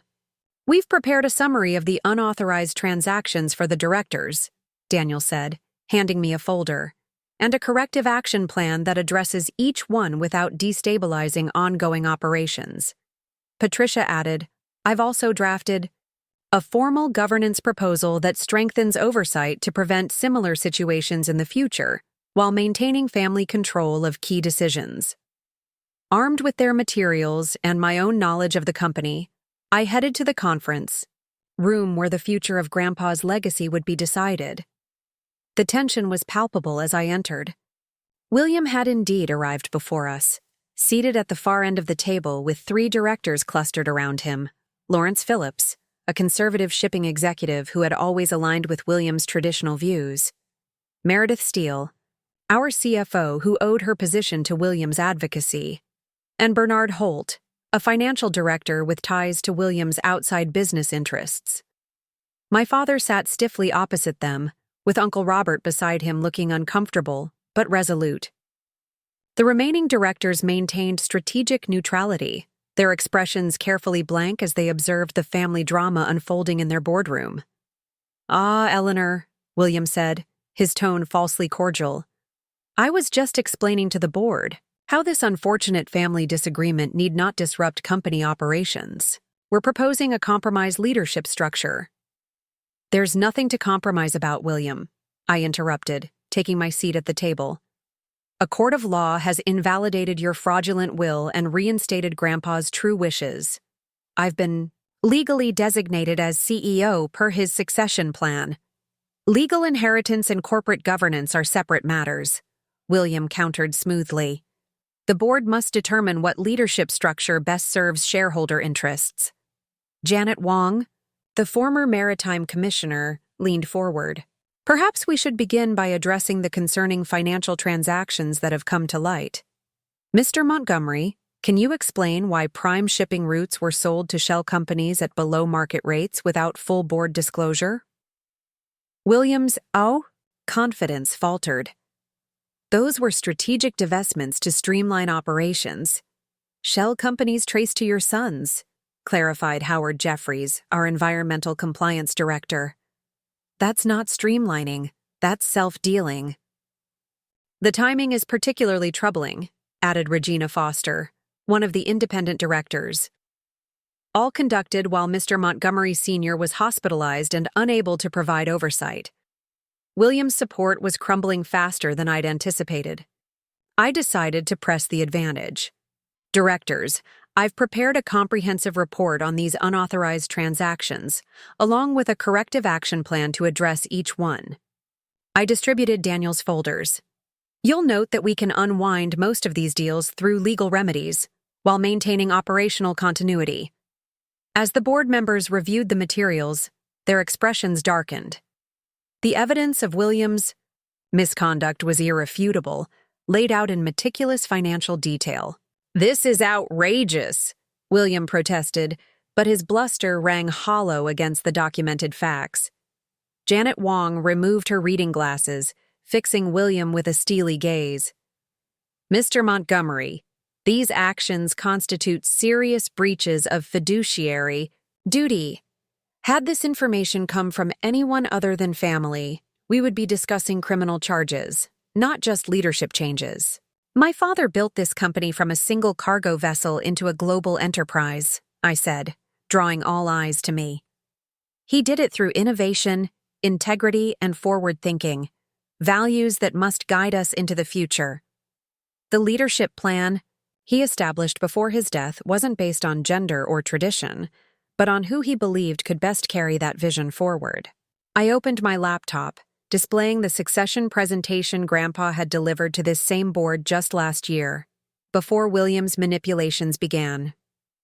"This is Harold Montgomery, in his own words, explaining why modernization and sustainable practices are essential to our future growth. And this? I advanced to a slide where Grandpa had explicitly named me as his chosen successor, is his clear statement of succession planning, which this board unanimously approved 9 months ago. Howard Jeffries nodded slowly. I remember this presentation well. Harold was quite emphatic about the succession plan. And about Eleanor's qualifications, Regina added. He spent nearly 30 minutes detailing her education, her work experience, and her vision for the company's future. William made one last desperate attempt. The shipping industry is traditionally male-dominated. Our clients in certain regions may not respect. That's enough, William. Janet Wong cut him off sharply. I've spent 30 years navigating the male-dominated maritime industry. That argument might have worked in 1985, but it has no place in a 2024 boardroom. The vote, when it came, was decisive. 10-2 in favor of confirming me as CEO and removing William from all operational roles within the company. Only his longtime allies Meredith and Bernard stood with him at the end. Effective immediately, Eleanor Montgomery will assume the role of Chief Executive Officer of Montgomery Shipping International, Janet announced, now acting as board chair. William Montgomery is removed from all executive positions and placed on administrative leave pending a full investigation of the financial irregularities identified today. William stood, his face a mask of barely controlled rage. This isn't over, he said quietly, directing his words at me. The Montgomery name meant something before you dragged it through the mud. The Montgomery name still means something. I replied evenly. Integrity, innovation, and forward thinking. Just as Grandpa intended. You're the one who lost sight of that, not me. As he stormed out, the remaining board members gathered around to congratulate me and discuss next steps. The transition would be challenging. William had deep connections throughout the industry that couldn't be severed overnight. But with the board's support, the path forward was clear. Later that afternoon, installed in Grandpa's, now my office, I began the daunting task of reviewing the company's operations in detail. Sheila had brought in the executive team, minus those who had departed with William, to brief me on ongoing projects and immediate concerns. The Singapore route sale can still be reversed, explained Marcus Chen, our head of Asia-Pacific operations. The regulatory filing period hasn't closed yet. And the equipment purchases William canceled? I asked, referring to the green technology upgrades Grandpa had approved before his illness. The vendors have maintained our place in the production queue as a courtesy, replied Dwayne Jackson, our operations director. But we need to confirm within 10 days if we want to proceed. We proceed, I confirmed. Those upgrades are central to our 5-year sustainability plan. The meeting continued for hours as we addressed each issue William had created or exacerbated during his brief period of control. By evening, my head was swimming with operational details, but a clear path forward had emerged. The damage was significant, but not irreparable. As the executives filed out, Tanner slipped in, carrying a thick portfolio. The modernization proposals I mentioned, he explained, setting it on my desk. 15 projects that could transform our logistics operations and reduce our carbon footprint by 30% over 3 years. I eyed the portfolio with cautious interest. You developed these while working under your father? In spite of working under him, Tanner corrected. Dad thought these ideas were too progressive, too expensive. But I've run the numbers. The long-term savings outweigh the initial investment 3-to-1. I opened the portfolio, scanning the first proposal, an AI-driven routing system that could optimize fuel consumption across our entire fleet. It was remarkably similar to ideas I'd proposed during my MBA program. This is actually good work, I admitted, genuinely surprised. I know you don't have much reason to trust me, Tanner said, but I meant what I said yesterday. I want to be part of rebuilding what Dad tried to tear down. He hesitated, then added, Grandpa used to sneak me into his office to talk about innovation when Dad wasn't around. He saw something in me that Dad never did. The revelation shifted something in my perception of my cousin. Perhaps William's shadow had been as difficult for his own son to escape as it had been for me. "I'll review these properly," I promised. "And if they're as good as they look, we'll implement them. But Tanner," I fixed him with a serious look, "transparency is non-negotiable going forward. No hidden agendas, no secret loyalties." "Understood," he said firmly. "I'm all in on your vision for the company, Ellie, and I'm done living in my father's shadow." After he left, I moved to the window, watching the sunset paint the lake in shades of orange and gold. The view reminded me of mornings on the dock with Grandpa, discussing shipping routes and business ethics while fishing for bass. My phone buzzed with a message from Nate. "Congratulations, CEO Montgomery. When do we discuss integrating my logistics?" "Tech with your fleet?" I smiled, texting back. "Dinner tomorrow? Bring your pitch deck and a big appetite." The future I had always worked toward, the one Grandpa had prepared me for, was finally within reach. Not handed to me because of my gender or family connection, but earned through preparation, perseverance, and the ability to stand up against injustice, even when it came from within my own family. As darkness fell over Burlington, I took Grandpa's photo from the desk, the one of us at my graduation, and placed it prominently on the credenza behind my chair. From there, he could watch over the next chapter of the Montgomery legacy, one that would honor his vision while charting new waters for the generations to come. 1 month into my role as CEO of Montgomery Shipping, I was beginning to understand why Grandpa had often quoted the naval saying, "Calm seas never made a skilled sailor." The waters I navigated were anything but calm. "They've withdrawn from the Singapore contract," Marcus Chen reported during our morning executive briefing. "Third client this week to pull out, all citing the same reason." "Let me guess," I said, scanning the termination notice. "Concerns about leadership stability?" Marcus nodded grimly. The exact phrase in each letter, and all 3 were clients William cultivated personally. "This isn't coincidence," remarked Dwayne Jackson, tapping his pen against the conference table. "William's poisoning the well." I wasn't surprised. Since his removal, William had maintained a conspicuous silence publicly while working behind the scenes to undermine my leadership. Clients he'd personally courted were suddenly developing concerns about working with us. Longtime vendors were experiencing mysterious pressure to renegotiate terms. Industry connections were becoming inexplicably difficult to reach. "The Singapore route withdrawal hurts," I acknowledged. "That was a $10 million annual contract. But we anticipated this. What's the status of the new Brazilian shipping corridor?" Tanner, who had proven surprisingly adept at developing new business opportunities, perked up. "We're finalizing terms with Naviras United. They're eager to partner with an American company with our capacity, especially one implementing green technologies. The contract value is potentially double what we're losing in Singapore. This was the pattern of our first month. For every door William slammed shut, we forced open 2 new ones. His old school connections might be abandoning us, but the industry was changing, and many companies were eager to partner with a shipping giant committed to modernization and sustainability." "Good," I said. "Fast-track the Brazilian deal and prepare a press release highlighting the environmental benefits. What else?" The financial report was next, delivered by Andrea Mercer, the new CFO we'd appointed after Meredith Steele resigned to join Williams' new consulting venture. "We've recovered approximately 60% of the undervalued assets sold to the shell companies," Andrea reported, sliding detailed spreadsheets across the table. "Our legal team has secured favorable judgments on most of the transactions, though 3 remain tied up in appeals." "And the quarterly projections?"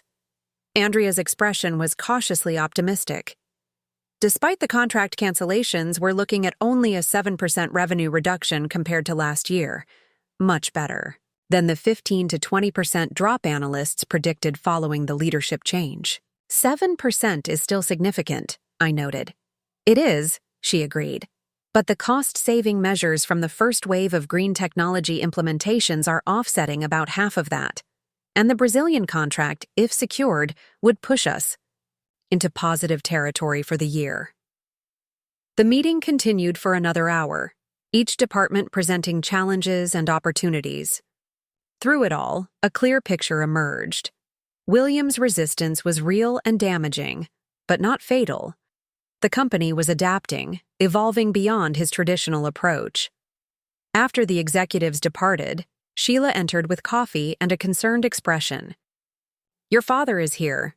Says it's urgent." Dad rarely visited the office, preferring to focus on his environmental philanthropy work and leave the company operations to me.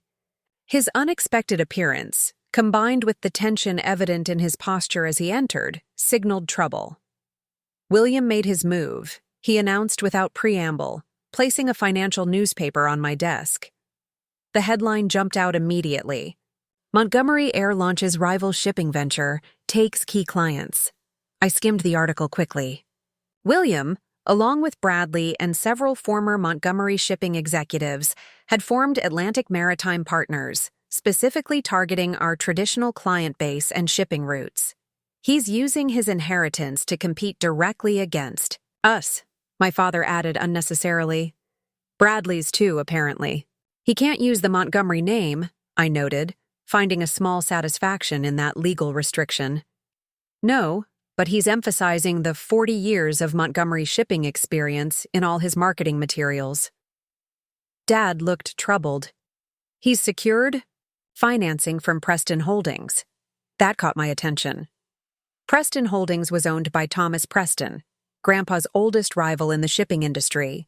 The two men had battled for contracts and routes for decades, their business competition occasionally veering into personal animosity.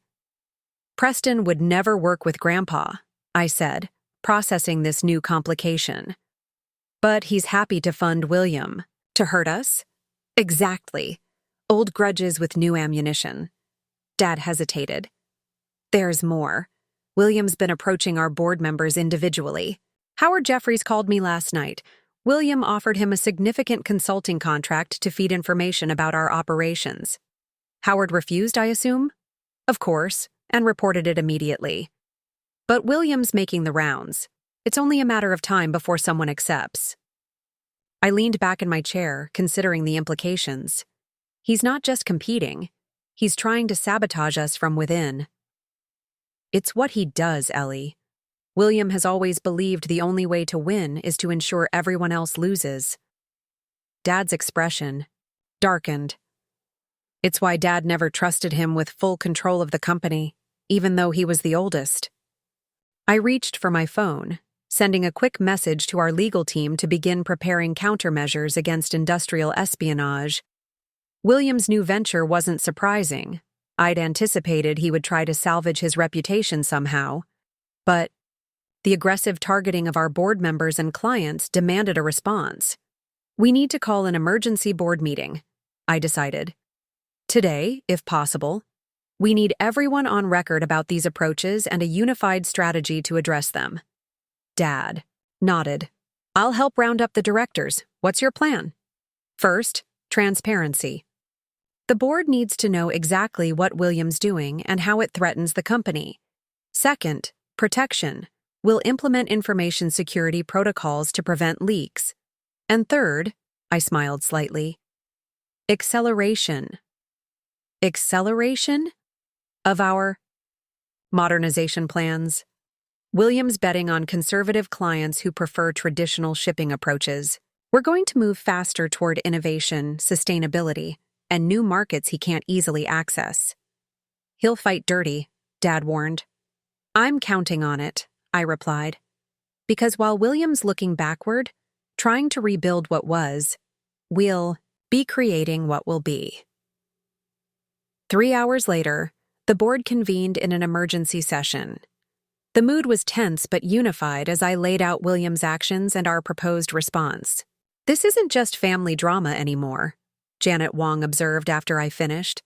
"This is a calculated, competitive attack using insider knowledge. We have a fiduciary duty to protect the company." "Agreed," said Regina Foster. "And I'm insulted by William's assumption that any of us could be bought off to undermine Eleanor's leadership." Howard Jeffries cleared his throat. "To be transparent, he approached each of us. The consulting offers were substantial." "Did anyone accept?" I asked directly, watching their faces carefully. One by one, they shook their heads, though Bernard Holt, William's former ally, looked distinctly uncomfortable. "Bernard?" I prompted gently. He sighed heavily. "I didn't accept, but I listened longer than I should have. William and I go back 30 years. It was difficult to refuse him outright. I appreciated his honesty. Thank you for your candor. The relationships many of you have with William span decades. I don't expect those connections to disappear overnight. What I do expect is transparency about any approaches and unity in protecting Montgomery Shipping's interests." The board voted unanimously to implement enhanced confidentiality measures and accelerate our modernization timeline. Even Bernard supported the motion, his earlier hesitation apparently resolved. As the meeting adjourned, Janet remained behind. "Your grandfather would be proud," she said. "You didn't lose your temper or make it personal. You kept the focus on the company's interests." "It's what he taught me," I acknowledged. Though I'll admit, keeping my personal feelings about William separate from business decisions has been challenging. Janet smiled knowingly. "Harry once told me that running a family business means constantly balancing heart and head. The trick," he said, "isn't suppressing either one. It's knowing which to listen to at each moment." Her insight reminded me so much of Grandpa that I felt a sharp pang of loss. I'm still learning that balance. "We all are," she assured me. "Now, tell me more about this Brazilian expansion." "Williams never had much interest in emerging markets, which might be our opportunity." The following days brought new challenges as news of Atlantic Maritime Partners spread through the industry. Williams' first press release was crafted to maximize uncertainty about Montgomery Shipping's stability, emphasizing his decades of experience and traditional values, in contrast to the untested, experimental direction of the company under new leadership. The financial markets reacted predictably. Our stock dipped 8% in 2 days as investors processed the potential impact of the competition. Industry publications ran speculation pieces questioning whether the Montgomery family feud would destabilize both companies. I found myself working 16-hour days, splitting time between operational leadership, client reassurance, and strategic planning to counter Williams' moves. The pressure was intense, but underneath the stress was a growing confidence. Every challenge William created forced us to innovate faster, communicate more clearly, and demonstrate our value more convincingly. "Ms. Montgomery, Mr. Stevens from Global Freight is on line 1, Sheila announced one afternoon. "He says it's regarding their contract renewal." Global Freight was one of our largest clients, responsible for nearly $50 million in annual revenue. Their 5-year contract was up for renewal in 3 months, and losing them would be a significant blow, one that would undoubtedly make headlines. "Eleanor Montgomery speaking," I answered, keeping my tone confident despite my concern. "Ms. Montgomery, Charles Stevens." His voice was formal, but not unfriendly. "I'll be direct. We've received a very competitive offer from Atlantic Maritime for our Asia-Pacific shipping needs, significantly lower rates than our current arrangement with Montgomery Shipping." Of course they had. William was willing to operate at a loss initially to steal our major clients and create the impression of a mass exodus. "I appreciate your directness, Mr. Stevens," I replied. "May I ask if cost is your primary consideration in this decision?" "It's certainly significant," he allowed, "though reliability and reputation also factor heavily. In that case, I'd like to propose an alternative before you make your decision." Could I meet with you tomorrow to discuss not just rates, but a strategic partnership that addresses your longer-term needs? There was a pause. Then, I can give you 30 minutes tomorrow at 2. I'll make it worth your time, I promised. After hanging up, I called an immediate strategy session with Tanner, Andrea, and Marcus. We need to save the global freight contract, but we can't just match Williams' rates. That's a race to the bottom we don't want to start. What if we offer them first access to the Green Shipping Certification Program? Tanner suggested. Their consumers are increasingly environmentally conscious. Being able to advertise carbon-neutral shipping could offset a price difference. And we could structure a sliding scale, Andrea added. Standard rates for traditional shipping, discounted rates for consolidated shipments that maximize efficiency, plus priority access to the new Brazilian routes, Marcus chimed in. Global has been trying to expand their South American presence for years. By morning, we had developed a comprehensive proposal that offered global freight competitive rates without sacrificing our margins, plus exclusive benefits William couldn't match. I presented it personally, emphasizing how our modernization initiatives aligned with their own corporate sustainability goals. 2 days later, Global Freight not only renewed their contract with us, but expanded it to include their European division, a mighty, clear vote of confidence that reverberated throughout the industry. Our stock recovered its losses and climbed an additional 5% on the news. It was our first major victory against Williams' new venture, but certainly not the last battle we would face. The personal toll of the conflict became evident one evening when I arrived at the estate for our monthly family dinner, a tradition Grandpa had insisted on maintaining even during business disputes. Uncle Robert met me at the door, his expression grave. Ellie, I should warn you. Samuel and Zachary are conflicted. About what? I asked, though I could guess the answer. William's been reaching out to them, suggesting they're wasting their talents, Samuel in medicine, Zachary in law, when they could be helping rebuild the true Montgomery legacy at Atlantic Maritime. Are they considering it? Robert looked pained. They're torn. The inheritance gives them financial freedom, but William appeals to family loyalty, tradition. You know how persuasive he can be. Inside, the tension was palpable. My cousins greeted, me politely but distantly, clearly uncomfortable with the growing family schism. Only Nate seemed genuinely pleased to see me, immediately launching into updates about his tech startup and potential integrations with our logistics systems. Halfway through dinner, Samuel finally addressed the elephant in the room. Uncle William? Says you've been spreading rumors about him in the industry, that you're trying to blacklist anyone who works with Atlantic Maritime. I set down my fork deliberately. That's not true, Samuel. We've been transparent about the circumstances of his departure from Montgomery Shipping, including the financial improprieties, but we haven't engaged in any blacklisting or rumor campaigns. He says you're using Grandpa's memory as a weapon, Zachary added, though he seemed less convinced than his brother, making it seem like he was always against William when really it was just a disagreement at the end. I understand William is your uncle, and you've known him your whole lives, I said carefully. But think about what you've learned in the past. Month, the fraudulent will, the secret asset sales, the manipulation of Grandpa when he was ill. Those aren't rumors. They're documented facts that would have resulted in criminal charges if we'd pursued them. The brothers exchanged uncomfortable glances. Whatever William had told them, they couldn't easily dismiss the evidence they'd seen with their own eyes. I'm not asking you to choose sides, I continued. Your inheritance is yours regardless of where you work or who you support. But I am asking you to consider the complete picture before making any decisions. Family shouldn't be divided like this, Samuel muttered. No, it shouldn't, I agreed.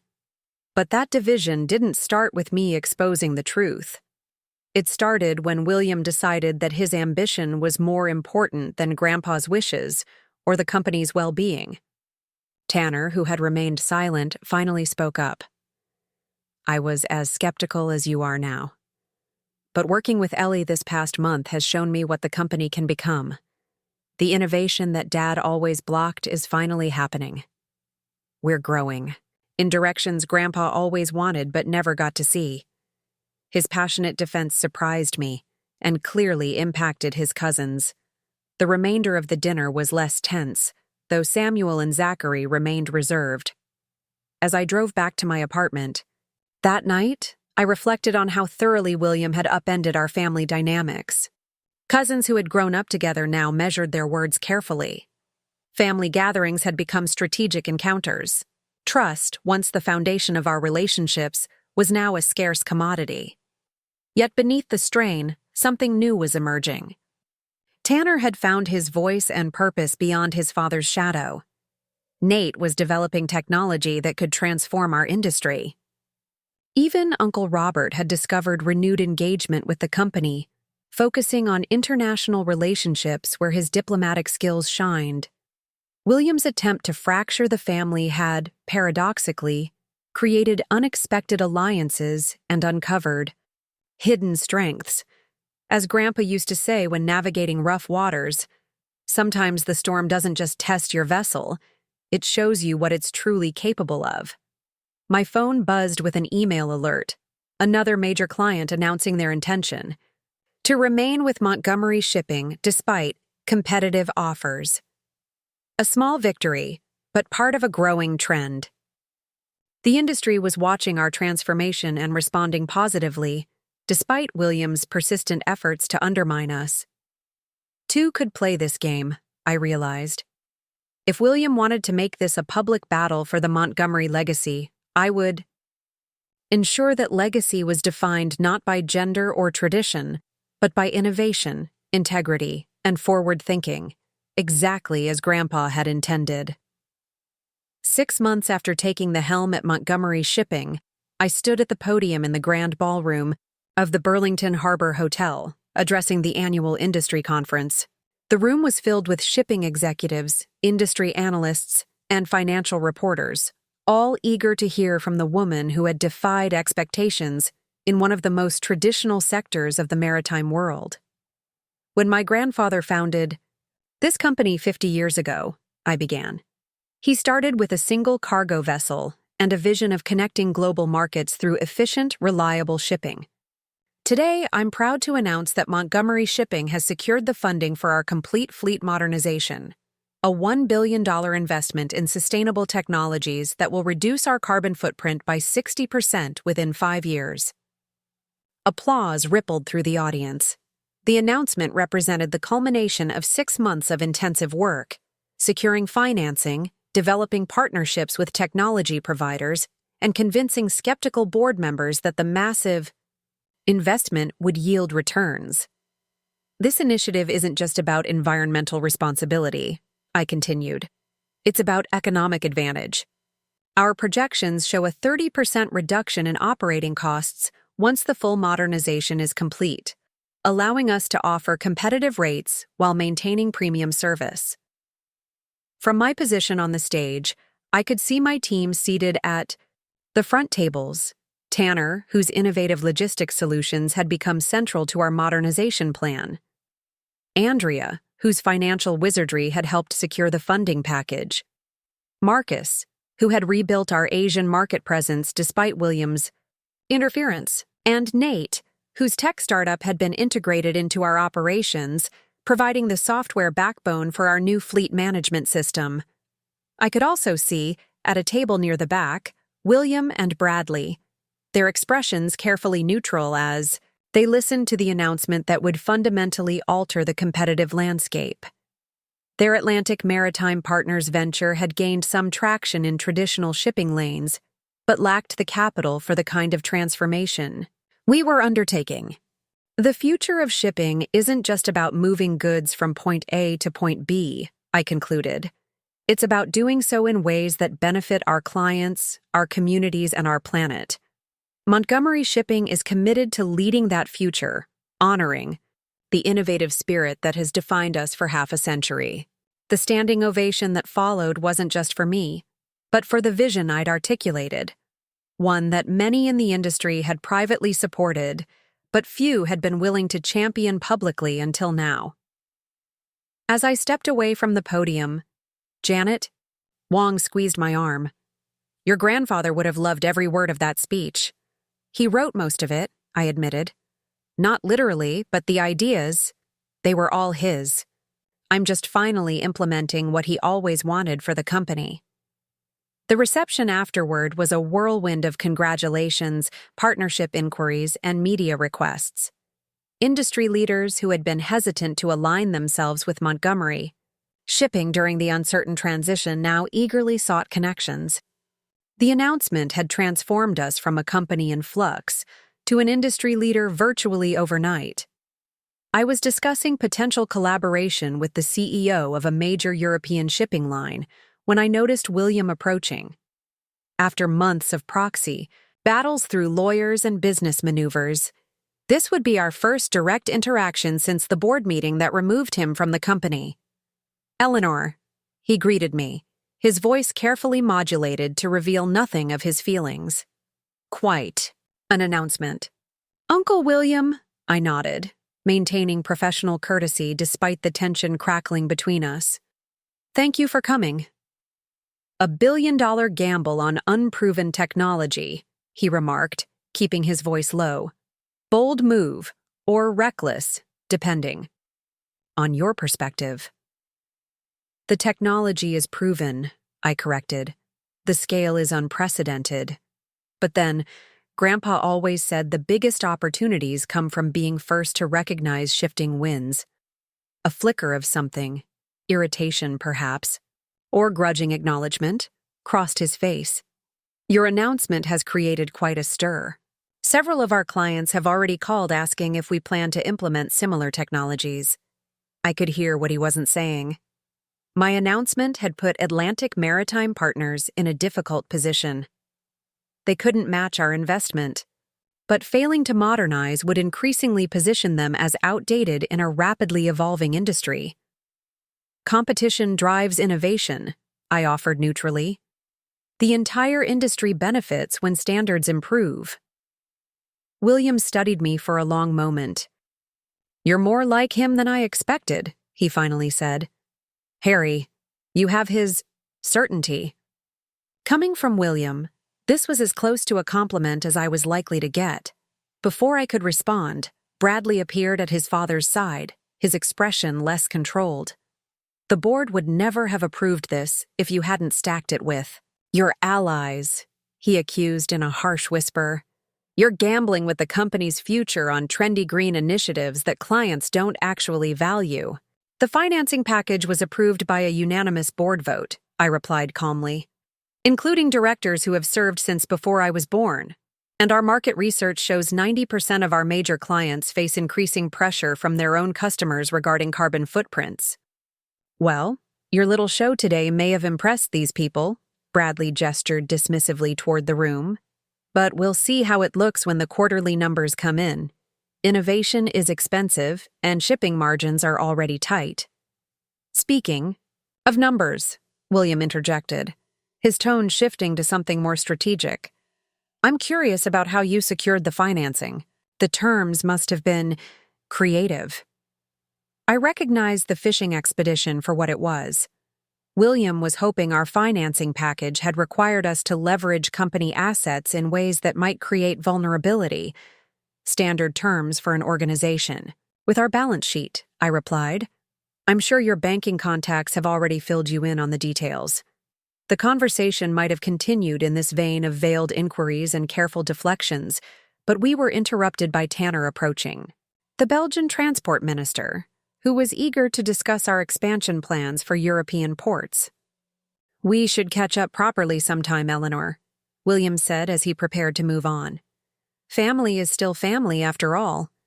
The platitude might have sounded conciliatory to an outsider, but I recognized the calculation behind it. William hadn't accepted defeat. He was simply recalibrating his approach. Later that evening, after the formal events concluded, I found myself on the hotel's rooftop terrace, taking a moment of quiet reflection amid the day's success. The view of Lake Champlain at sunset reminded me of evenings on the dock with Grandpa, planning the future while the water turned golden around us. "Mind some company?" asked a voice behind me.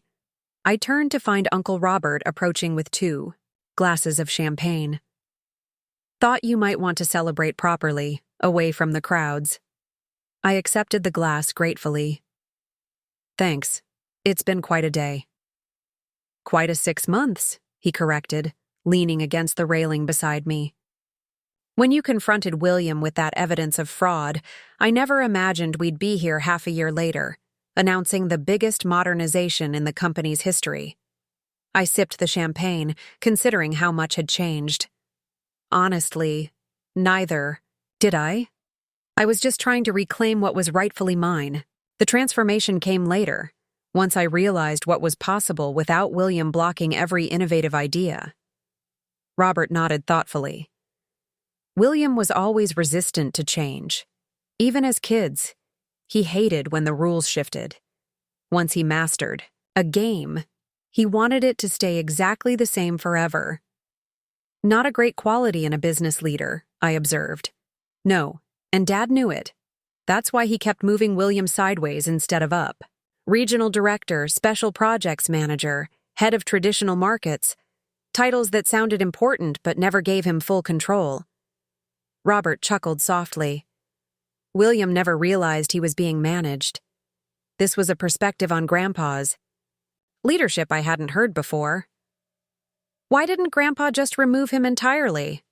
Family, Robert said simply. Dad believed in second chances, especially for family. Plus, William was genuinely good at certain aspects of the business: client, relationships, traditional shipping logistics. He just couldn't see beyond what already existed. We stood in companionable silence for a moment, watching the last light fade from the lake. I saw you talking with William at the reception, Robert finally said. Anything I should know about? Just testing the waters, I think. Trying to get information on our financing. Probably looking for weaknesses. Robert sighed. He won't give up easily.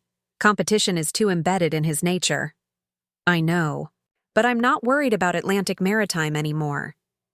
I turned to face him directly. The industry is changing too rapidly for their traditional approach to remain viable.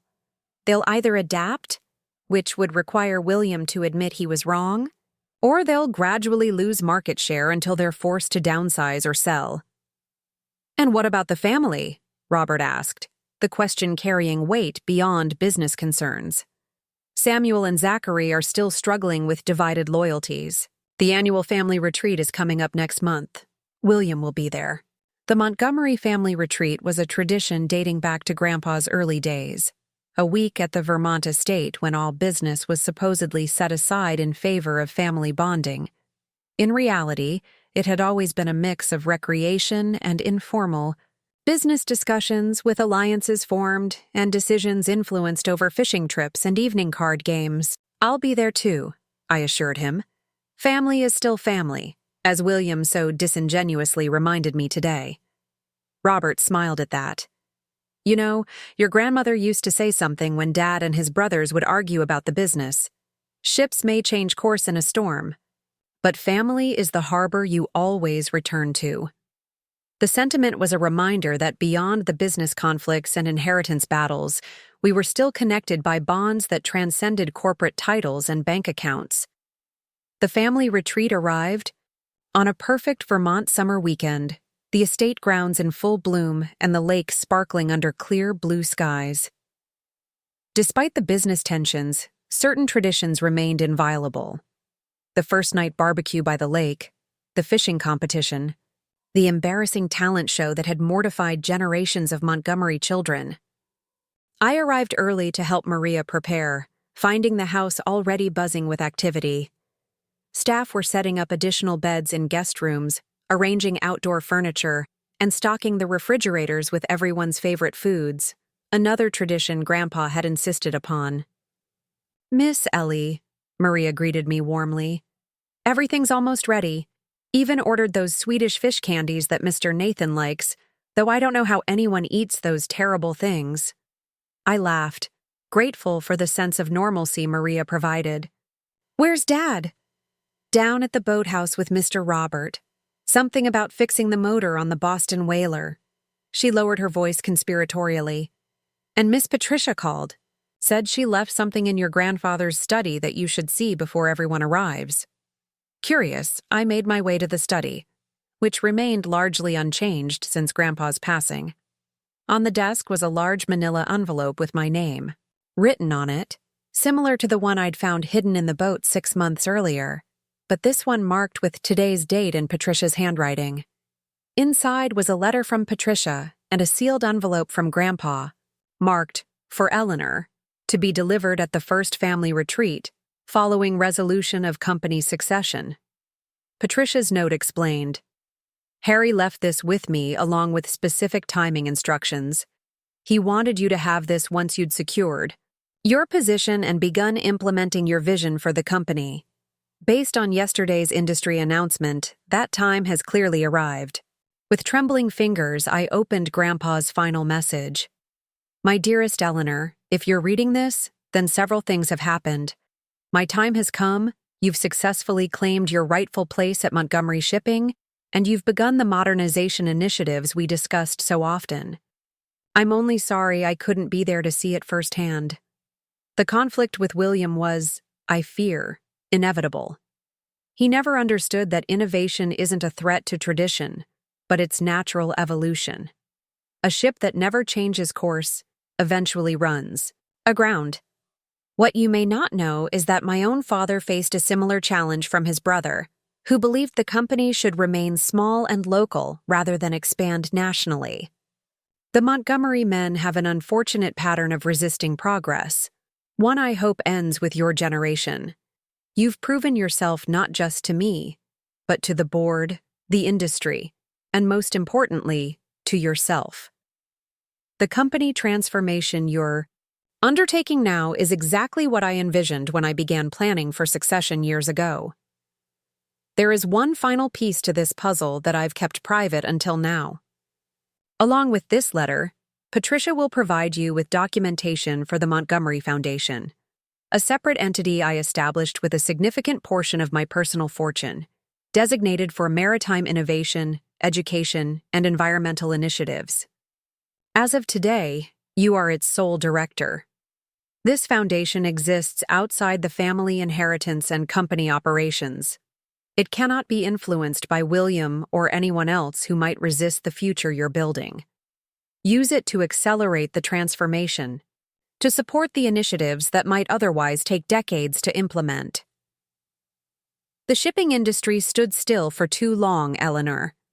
You have the vision and now the resources to change that, not just for Montgomery Shipping, but for global maritime commerce. Remember what I told you on our last fishing trip. Legacy isn't what you leave behind. It's what you set in motion that continues without you. You've made me prouder than I could ever express. Now set the course for the future we both believed in. All my love. Grandpa Harry. Attached to the letter was documentation for the Montgomery Maritime Innovation Foundation, a $150 million endowment specifically structured to support sustainable shipping technologies, education for future maritime leaders, and ecological preservation of the world's waterways. I sat at Grandpa's desk, overwhelmed by this final gift. It wasn't just the money, substantial as it was. It was the absolute faith he'd had in me, planning so meticulously not just for my succession, but for my success in transforming the industry itself.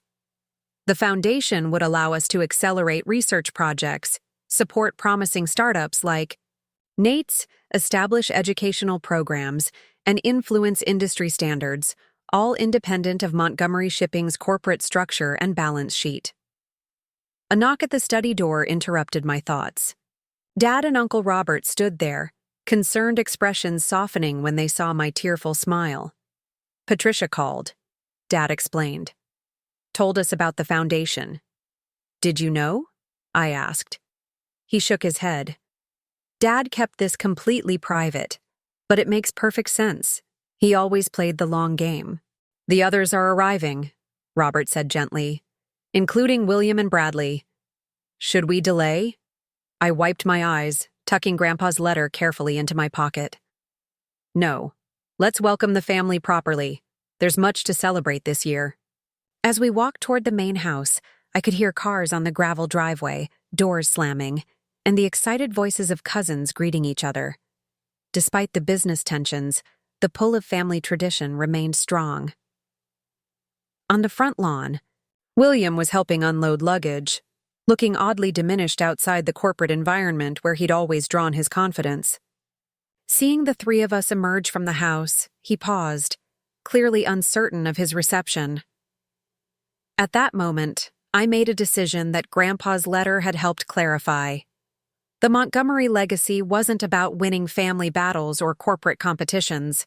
It was about moving forward, about progress that benefited more than just ourselves. "Uncle William," I called, approaching with an extended hand. "Welcome home." The surprise on his face was evident, quickly masked by his usual composure as he accepted the handshake. "Eleanor, quite an event you announced yesterday." "One of many to come," I replied. "In fact, I'd appreciate your perspective on some of the traditional market implications. Few people understand our established clients as well as you do. It wasn't surrender or even reconciliation. Those would take much more time, if they ever came at all. But it was acknowledgement that we were, despite everything, family. And family, as Grandma had said, was the harbor you always returned to. That evening, as 3 generations of Montgomerys gathered around the lakeside fire pit, I found myself watching the interactions with new eyes. Samuel and Zachary were teaching Nate to skip stones across the water. Tanner was deep in conversation with Dad about ocean conservation initiatives. Bradley remained aloof, but had at least joined the gathering rather than staying isolated at the house. William approached, offering a glass of Grandpa's favorite bourbon. "Peace offering," he said simply. I accepted the drink with a nod. "To Grandpa Harry," I suggested, raising the glass. "To Harry," he echoed, something like respect finally entering his expression. "And to the future of Montgomery shipping, whatever form that takes." It wasn't an admission of defeat or a pledge of support, but it was recognition of reality, that the company was moving forward under my leadership, implementing the vision Grandpa and I had developed together. As night fell over the estate, stars reflecting on the lake just as they had during countless family gatherings before, I felt Grandpa's presence more strongly than I had since his passing, not as a ghost or spiritual visitation, but as the culmination of careful planning, unwavering faith, and a vision that extended far beyond his own lifetime. He had known that dividing his fortune among only the boys would force me to fight for my rightful place, that the struggle itself would solidify my leadership and accelerate the company's transformation, that in revealing his secret promise to me at precisely the right moment, he would ensure not just my individual success, but the enduring legacy of innovation he had always valued. Standing at the edge of the lake, bourbon in hand, and family voices behind me, I smiled up at the stars. "Well played, Grandpa," I whispered. "Well played indeed." The Montgomery legacy had never been about gender or tradition. It had always been about vision, courage, and the determination to chart new waters regardless of resistance. Grandpa had recognized those qualities in me long before anyone else, and had orchestrated the perfect conditions for me to prove them to myself and to the world. That was his final gift. Not the money or the company or even the foundation, but the absolute certainty that I had earned my place at the helm, not through inheritance, but through my own strength and vision. And that was a legacy worth building upon for generations to come. Looking for more? We've got 2 amazing stories ready for you right on screen. If this one touched you, these are absolutely worth your time. Click to watch them now. And hey, subscribe and hit that bell to never miss our latest uploads.